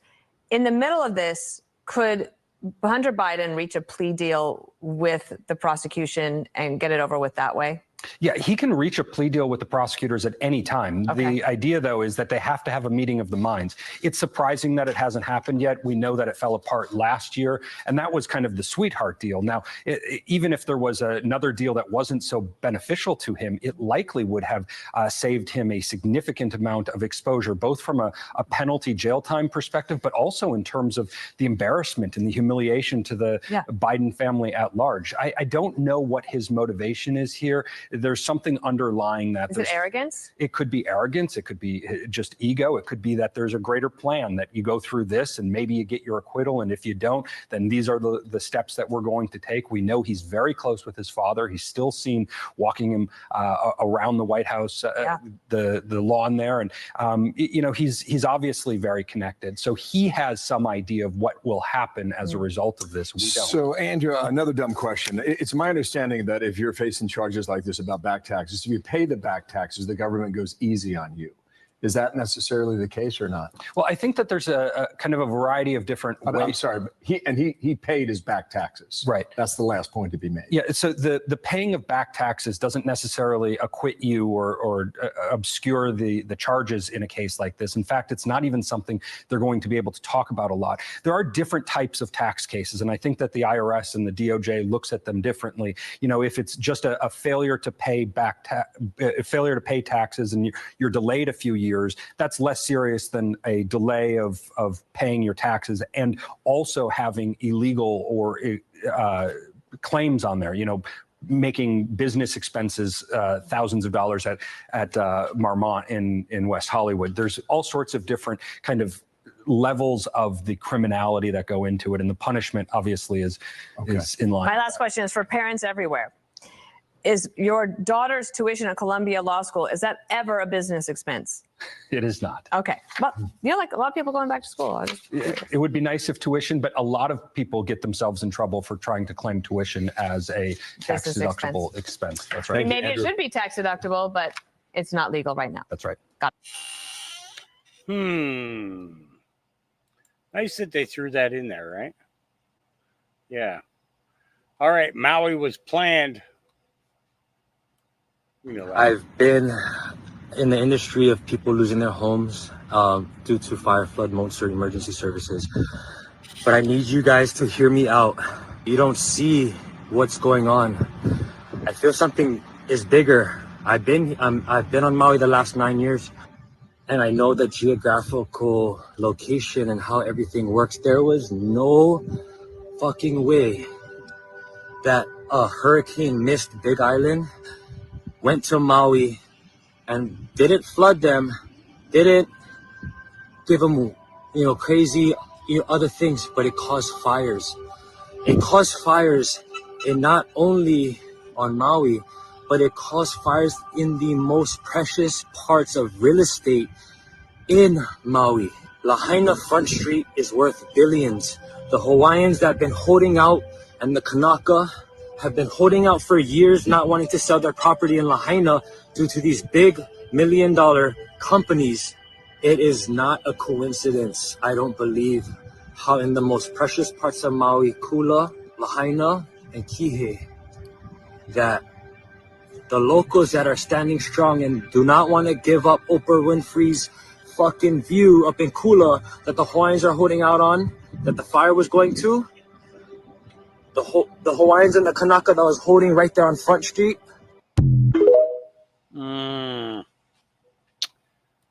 Yep. There's more to it than we ever think.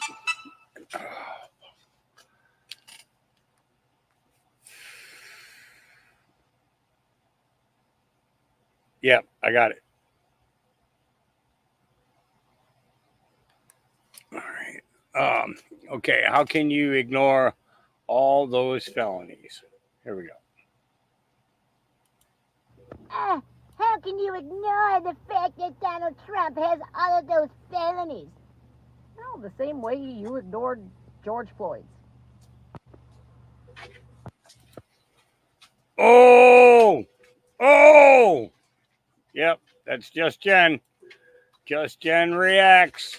Yep. All right, Flat Earther, if anyone else too aware they are seeing through the programming. Is anyone else like too aware? Like I'm too aware that this is all temporary. This is all part of the human experience, and that nothing matters, and that everything is subconscious programming, and everything is made up. Like the days of the week, that's made up. Monday, someone decided this day is called Monday. This day is called Tuesday. It's all made up. Like humans made everything up. Like money, it's just made up. It doesn't mean anything.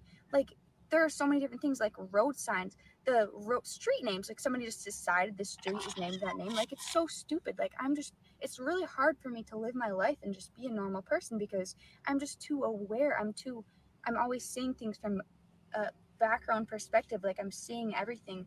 I'm seeing through the programming, seeing through the matrix. Does anyone else know what I'm saying, or am I just crazy? Please help me out. Okay. Is anyone else? I got the Cash App there, Miss Mendersohn, and thank you. I just had another window opened and took and ordered another bag of puppy food. Thank you. Let's see, 1776. He's got a point, actually. Let's see.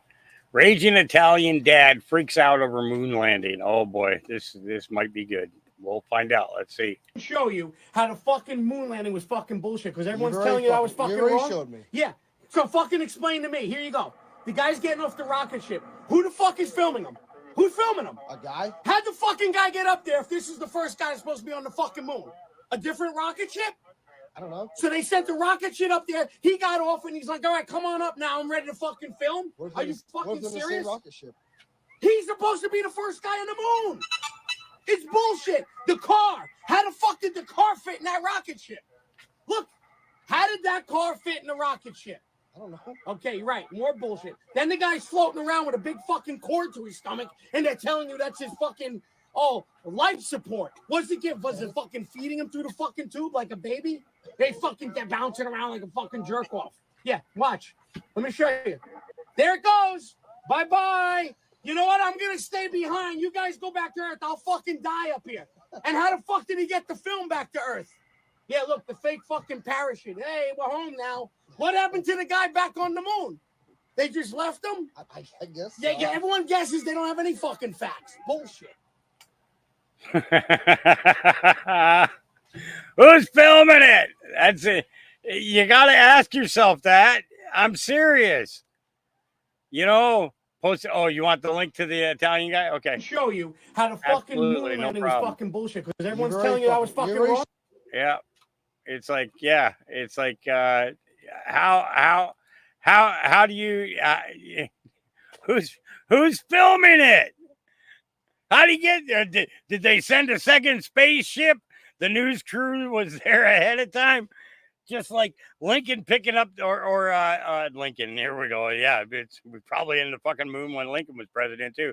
But Nixon talking to the guy on the phone. Picks up the phone, calls the Oval, calls the rocket. Yeah, hey, how you doing? Yeah.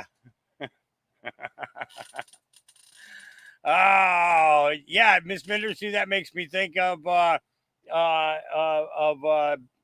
and Costello. Who's on first?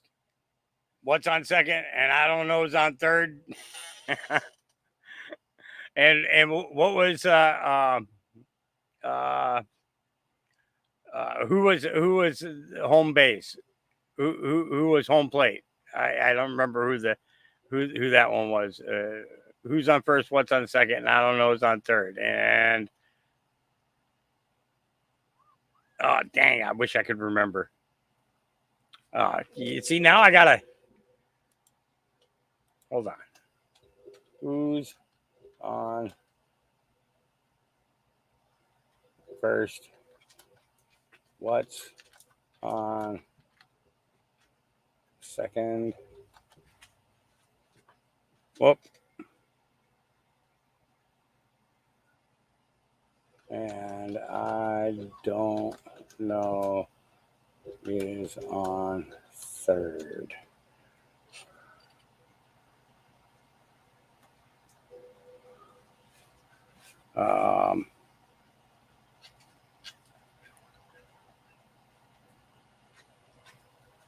Okay, so here's the script. Look,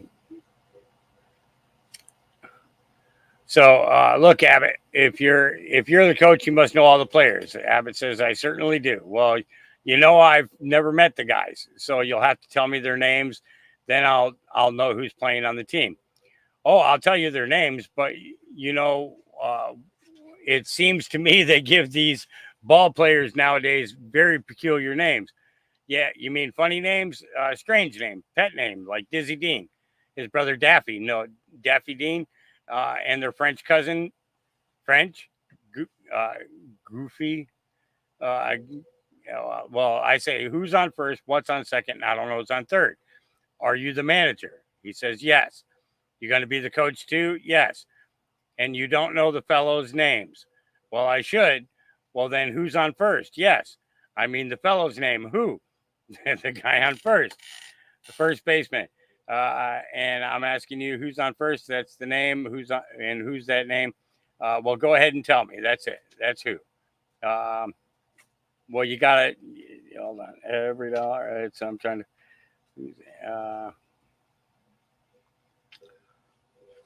Okay, so they talk about who for a while.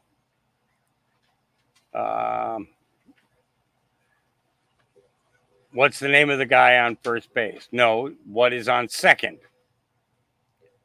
I don't know. He's on third. We're not talking about him. Now, how do I get on third base? Why you mentioned his name? What's on second? He's on third. There I go. Back on third again. Pause. Would you just stay on third base or don't go off it? All right. Let's see. I'm putting on third. Who's on first? White is on second. Who's on first? Third base. Left fielder's name. Why? Because, he's center field. Pause. You got a picture on the team. Picture's name is Tomorrow. I'm telling you now. It's funny just reading it. A couple of days on team. You've got dang it. I want to know who's on home base.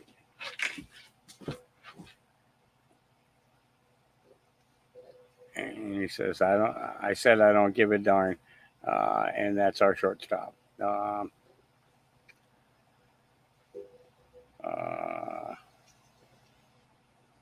Could have swore he said maybe it was third base. Maybe it was third base that I don't know. I'm gonna have to watch it.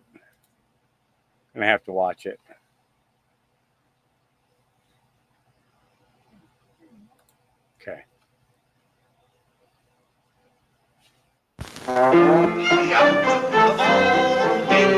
Excuse me, please. Sebastian, please. Don't interrupt my act. Sebastian. Oh, Mr. Flores, I didn't see. Oh, that's Sebastian, but not in front of him. I beg your pardon. Guys' names on the team, so I go to see them in that St. Louis ballpark. I'll be able to know those fellas. Well, now, is it all right, folks? All right. Excuse me, all right. I want to find out the fellas' names. As long as it's okay with the audience. I'm crazy about baseball. Will you stand still? Pick up your hat. Go pick up your hat. Okay. Now, look. Then you'll go and peddle your popcorn and don't interrupt the act anymore? Yes, sir. All right. But you know, strange as it may seem, they give ball players nowadays very peculiar names. Funny names? Nicknames, pet names. Not as funny as my name, Sebastian Dinwiddie. Oh, yes, yes, yes. Funnier than that? Oh, absolutely. Yes. Now, on the St. Louis team, we have who's on first, what's on second. I don't know who's on third. That's what I want to find out. I want you to tell me the names of the fellas on the St. Louis team. I'm telling you, who's on first, what's on second. I don't know who's on third. You know the fellas' names? Yes. Well, then who's playing first? Yes. I mean, the fellow's name on first base. Who? The fellow playing first base for St. Louis. Who? The guy on first base. Who is on first? Well, what are you asking me for? I'm not asking you. I'm telling you who is on first. I'm asking you who's on first. That's the man's name. That's whose name? Yes. Well, go ahead and tell me. Who? The guy on first. Who? The first baseman. Who is on first? Have you got a first baseman on first? Certainly. Then who's playing first? Absolutely. When you pay off the first baseman every month, who gets the money? Every dollar of it. Why not? The man's entitled to it. Who is? Yes. So who gets it? Why shouldn't he? Sometimes his wife comes down and collects it. Whose wife? Yes. After all, the man earns it. Who does? Absolutely. Well, all I'm trying to find out is what's the guy's name on first base? Oh, no. What is on second base? I'm not asking you who's on second. Who's on first? That's what I'm trying to find out. Well, don't change the players. I'm not changing nobody. Take it easy. What's the guy's name on first base? What's the guy's name on second base? I'm not asking you who's on second. Who's on first? I don't know. He's on third. We're not talking about him. How did I get on third base? You mentioned his name. If I mention a third baseman's name, who did I say is playing third? No, who's playing first? Stay off of first, will you? Well, what do you want me to do? Now, what's the guy's name on third base? Well, what's on second? I'm not asking you who's on second. Who's on first? I don't know. He's on third. There I go, back on third again. Well, I can't change their names. Will you please stay on third base, Mr. Broadhurst? Now, what is it you want to know? What is the fella's name on third base? What is the fella's name on second base? I'm not asking you who's on second. Who's on first? I don't know. Third base. You got an outfield? Oh, sure. St. Louis has got a good outfield? Absolutely. The left fielder's name? Why? I don't know. I just thought I'd ask you. Well, I just thought I'd tell you. Then tell me who's playing left field. Who is playing first? Stay out of the infield. Don't mention their names out here. I want to know what's the fellow's name in left field. What is on second? I'm not asking you who's on second. Who is on first? I don't know. Third base. Oh, take it easy. Take it easy, man. And the left fielder's name? Why? Because. Oh, he's center field. He's center. Will you pick up your hat, please? Pick up your hat and stop this. Oh, look, Mr. please. Broadhurst. Yes. Wait a minute. You got a pitcher on the team? Wouldn't this be a fine team without a pitcher? I don't know. Tell me the pitcher's name. Tomorrow. You don't want to tell me the date? I'm telling you, man. Then go ahead. Tomorrow. What time? What time what? What time tomorrow you're going to tell me who's pitching? Now listen. Who is not pitching? Who is on? I'll break your arm. You say who's on first? Why come up here and ask? I want to know what's the pitcher's name. What's on second? I don't know. Third Base. You got a catcher? Yes. The catcher's name. Today. And tomorrow's pitching. Now you've got it. That's all. St. Louis has got a couple of days on the team. Well, I can't help that. All right. What do you want me to do? Got a catcher? Yes. I'm a good catcher too, you know. I know that. I would like to play for the St. Louis team. Well, I might arrange that. I would like to catch. Now, I'm being a good catcher. Tomorrow's pitching on the team, and I'm catching. Yes. Tomorrow throws the ball, and the guy up bunts the ball. Yes. Now, when he bunts the ball, me being a good catcher, I'm going to throw the guy out at first base, so I pick up the ball and throw it to who? Now, that's the first thing you've said right. I don't even know what I'm talking about. Well, that's all you have to do. Is to throw it to first base. Yeah. Now, who's got it? Naturally. Who has it? Naturally. Naturally. Naturally. Okay. Now you've got it. I pick up the ball and I throw it to naturally. I know you don't. You throw the ball to first base. Then who gets it? Naturally. Okay. All right. I throw the ball to naturally. You don't. You throw it to who? Naturally. Well, that's it. Say it that way. That's what I said. You did not. I said I throw the ball to naturally. You don't. You throw it to who? Naturally. Yes. So I throw the ball to first base and naturally gets it. No, you throw the ball to first base. Then who gets it? Naturally. That's what I'm saying. You're not saying that. Excuse me, folks. All right, I'm sorry, friend. I throw the ball to naturally. You throw it to who? Naturally. That's it. We'll say it that way. That's what I'm saying. Don't get excited now. Don't get I throw the ball to first base. And who gets it? He better get it. All right, now don't get excited. Take it easy. Now I throw the ball to first base. Whoever it is drops the ball, so the guy runs to second. Who picks up the ball and throws it to what? What throws it to? I don't know. I don't know. Throws it back to tomorrow. A triple play. Yeah, it could be. Another guy gets up and it's a long fly ball to be called. Why? I don't know. He's on third, and I don't care. What was that? I said, I don't care. Oh, that's a shortstop. Here it.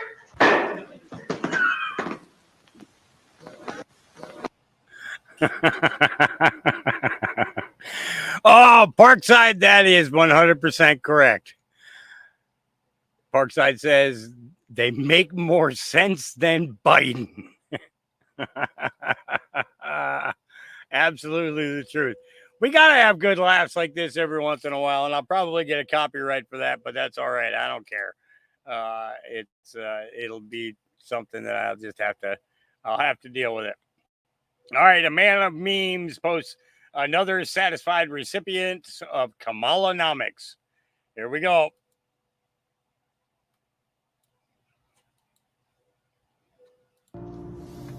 So my paycheck just came through, and officially my rent and my utilities are fucking 80% of my fucking income. I make good fucking money. I can't afford to fucking live anymore. I can't afford to feed 4 fucking kids. I can't afford to pay my fucking rent every month that went up $200 fucking this month. I can't afford fucking the stupid new utility rates, which apparently Portland Water is going up another 6.5% this upcoming month. Fuck everything. Fuck this. What the fuck is the point of living if fucking everything's like this? This is fucking bullshit. I'm fucking tired of it. I've never made more money in my fucking life, and I've never been more fucking poor. And I don't make enough money to fucking... I make too much money to get any fucking support from anywhere, and I don't make enough money to pay my fucking bills. How the fuck does that work? So my pay... Portland. Yep. Portland water went up, I believe it was 30%. I think it was. Doug, you're up in that area. Let me know if you've looked at your water bill lately. Actually, I think you're on a well, aren't you? So you don't have that. You don't have that issue. You don't have that city water issue. You're pretty lucky if you don't have to deal with that. So into thin air. So we're gonna go back to that school shooting. Yeah, you're on a well. I thought you were on a well. Yeah, it was. Yeah, I'll have to check with a couple of people I know in Portland and talk to them and kind of get some more specifics. But I believe it went up somewhere between 30 to 40% for water in Portland. Okay. Into thin air says breaking more evidence of multiple shooters in Appalachia High School, up to 4. I spoke directly to a parent of a student who attends the school very close to Appalachia High School. The snapshot is from her claiming there were 4 shooters, 1 in custody, 1 was a football player who went after his coach, 2 are unaccounted for. You tell me what you think after seeing all the evidence. Apparently, the plan was to head to another school. Thank you, Pawnee Rides, for the videos. In the first video, how did this young girl get from one end of the school to the other end of the school in such a short time? Listen carefully and look at the map. Listen to the young girl say she knew one of the shooters. Last video you heard, you hear a second person claim it was kids who already graduated, confirming what the students' parents told me. This is very real. They are hiding the real facts. Please share this far and wide. Although this is unconfirmed, we must dissect every questionable detail. So let's go into this. Here we go.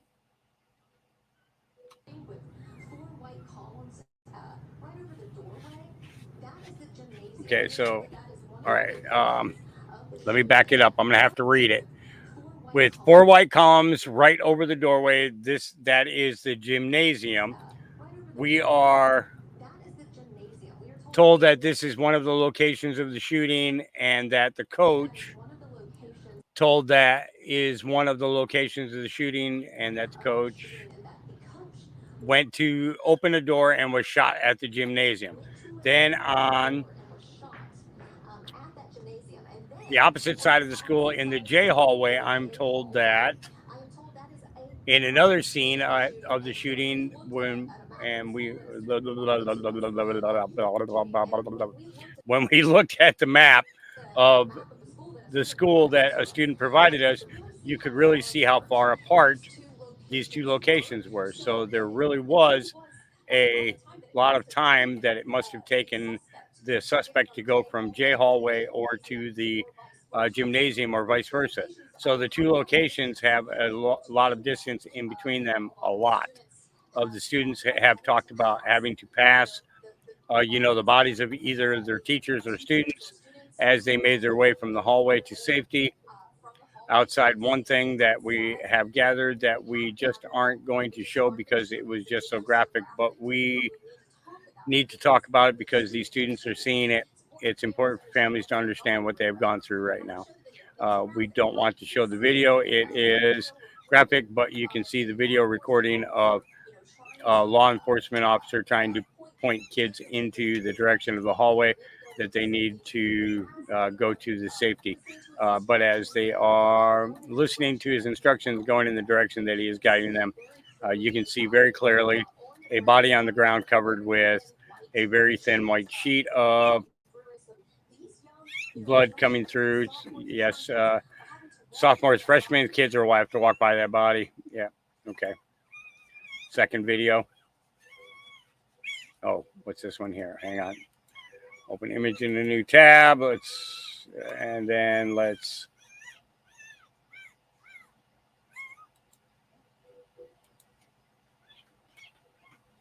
oh, that didn't do it for me. Now get me out of this schoolroom. Update, there are 4 shooters. 1 has been caught. The one that got caught admitted that their plan was to go to Genco next. Also, one of the shooters was apparently a football player, and the coach was shot and killed. So, moving on. It was, flooded with police officers and a lot of deputies. So I want to be clear. You saw the gunman come to your classroom door? Yes, sir. He was my classmate. What is going through your mind? This isn't every ordinary day. You're seeing the gun.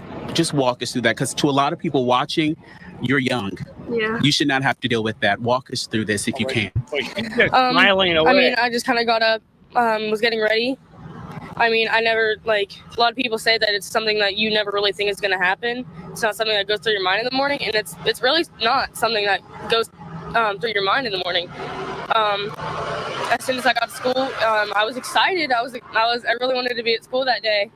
And it was just complete bust, because I was hoping for a good day, and it just turned into a terrible one for families and everyone. How many gunshots do you remember hearing, if you can even remember how many? At our door, I'm going to say 4. I remember hearing 4. And then he went to the other classroom next to ours, and I'm pretty sure I heard 6, 8 gunshots. And then I'm pretty sure he moved on to another hall because I heard more gunshots. Have you processed this? I don't know if you have. This has just happened. Yeah. How are you even processing this? Yeah. So this shooter, did they see anybody? Have they heard if that was a student at the school? They said that it was students that was at the school the previous year, and it was more than one shooter. They said that it was 3 different shooters because they had heard shots on different areas of the school campus. So my oldest granddaughter is in the 12th grade. Then I have 2 that's in the 9th grade. And so my grandson, one of his friends, was shot and killed. And my granddaughter, one of her best friend's sister, was shot in the arm. But I don't know if she's okay. This shooter, did they? Yeah. I think that there's a lot more to this, and we are going to find out. I don't think we'll be waiting long. Ted Cruz drops the mic.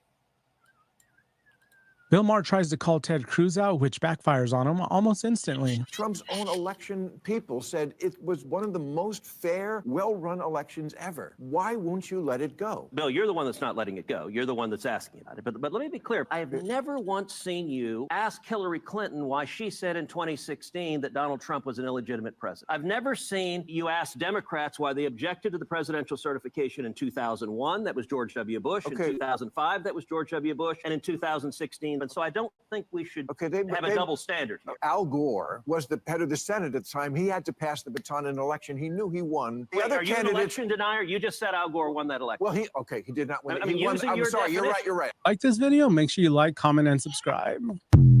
He just said, Bill Maher, you're an election denier yourself. Bill Maher. Yep. All right. Dr. Anastasia Maria Lupus says she's half Viking, half philosopher, doctor of medicine. Well, I don't know if I don't trust doctors, but American Street Preacher asked Jews why the name Jesus offends them so much.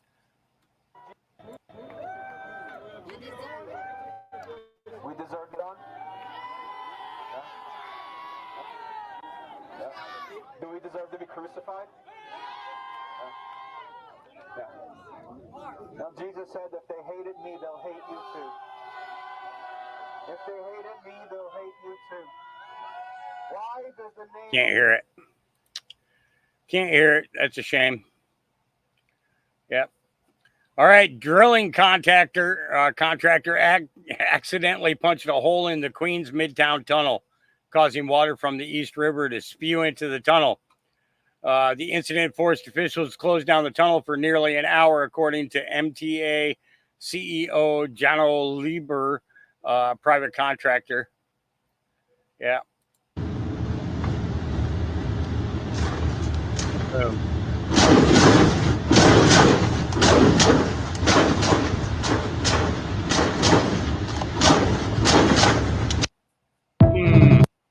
Makes you wonder, what are they planning, New York? What are they planning? All right, know thy enemy. All right, I'm not feeling all that great right now, so I'm actually laying down.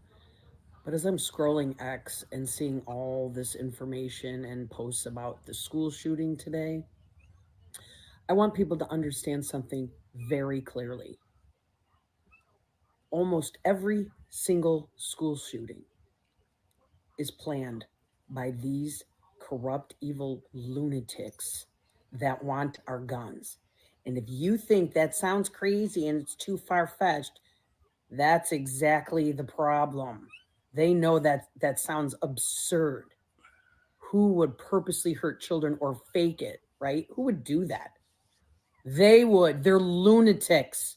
They want the guns. Look at how many shootings there were under Obama. How many? I don't even know. I think there was over 100 in his term, right?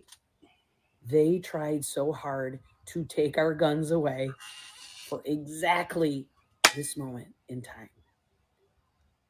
It was all planned. They failed. They are diabolical.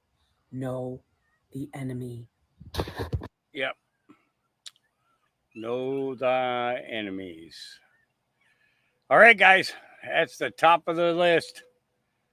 I'm going to pop over here real quick and click it again so that we get developing mass cracks in the ground are starting to form beneath Los Angeles, California. What's up with this? You can see all those cracks, and basically the whole road is like this. And at this point in the road, there's been a mud and debris flow, some downed trees, slides in. I wonder if that's those people who've been heading out of Los Angeles, you know, out of the Hollywood sector, knew that this was going to happen, and that's why they're going. Yeah. All right. O'Keefe responds to NBC4 Washington effort to discredit characterization after NFL VP fired. Here we go. The Commanders suspended their vice president of content today after an undercover video was published online In the video, Rael Inteen makes comments about the intelligence of NFL fans, the personal backgrounds of NFL players, and how he views NFL Commissioner Roger Goodell. It does not appear that Inteen was aware that he was being recorded. An outlet named O'Keefe Media Group published the video. James O'Keefe is the CEO and creator. He was the founder of Project Veritas, you may remember, which was a conservative activist group known for its use of undercover stings and other deceptive tactics in an effort to discredit mainstream media organizations. I'm not discrediting him. I'm actually crediting him, showing him saying things in his own words. It's his words, and I'm publishing his words that came out of his mouth. And it's on video. And progressive groups. News 4 reached out to O'Keefe for comment. We are still waiting to hear back. This video is my comment, and I just sent it to you.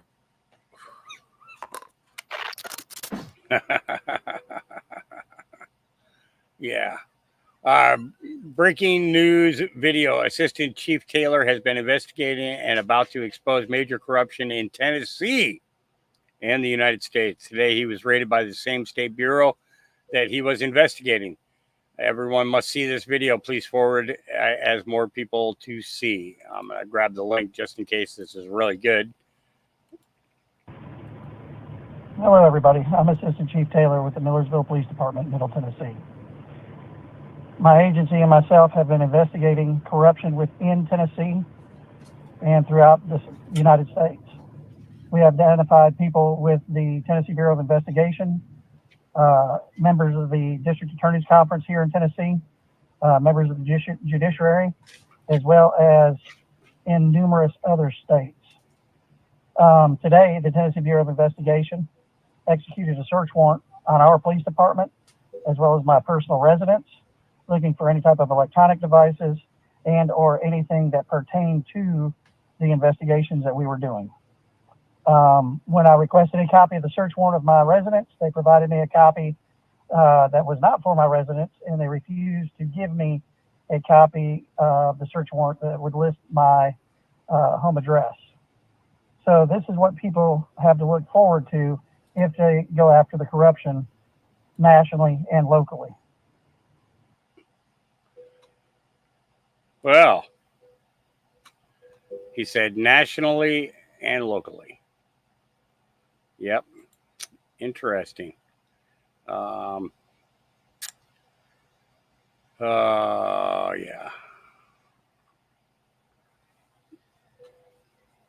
Yep. Isn't that something? Isn't that something? Sorry, I was just sending that link to a friend of mine in Tennessee, and I wanted to make sure that he got that. Yeah, but yeah, definitely should look more into that. Yep. Let's see. Just in, President Biden admits that the Inflation Reduction Act was not actually about inflation after he started ranting about without the teleprompter. Holy shit. Biden said the Inflation Reduction Act was actually about funding climate change efforts and said the act should. Well, let's hear it from his own mouth. My investments, through my investments, the most significant climate change law ever. And by the way, it is a $369 billion bill. It's called the. We should have named it what it was, but at any rate, my investment. Yeah. We should have named it what it was. Yep. Yeah. So the FBI has reportedly executed a search warrant and seized the cell phones of the NYPD commissioner as well as several other high-ranking officers per NY1. Let's see. Something massive is happening in New York City. This comes just hours after top aides of Democratic Mayor Eric Adams had their homes raided by the feds. What's going on here? Yep. Yep. Yep. So,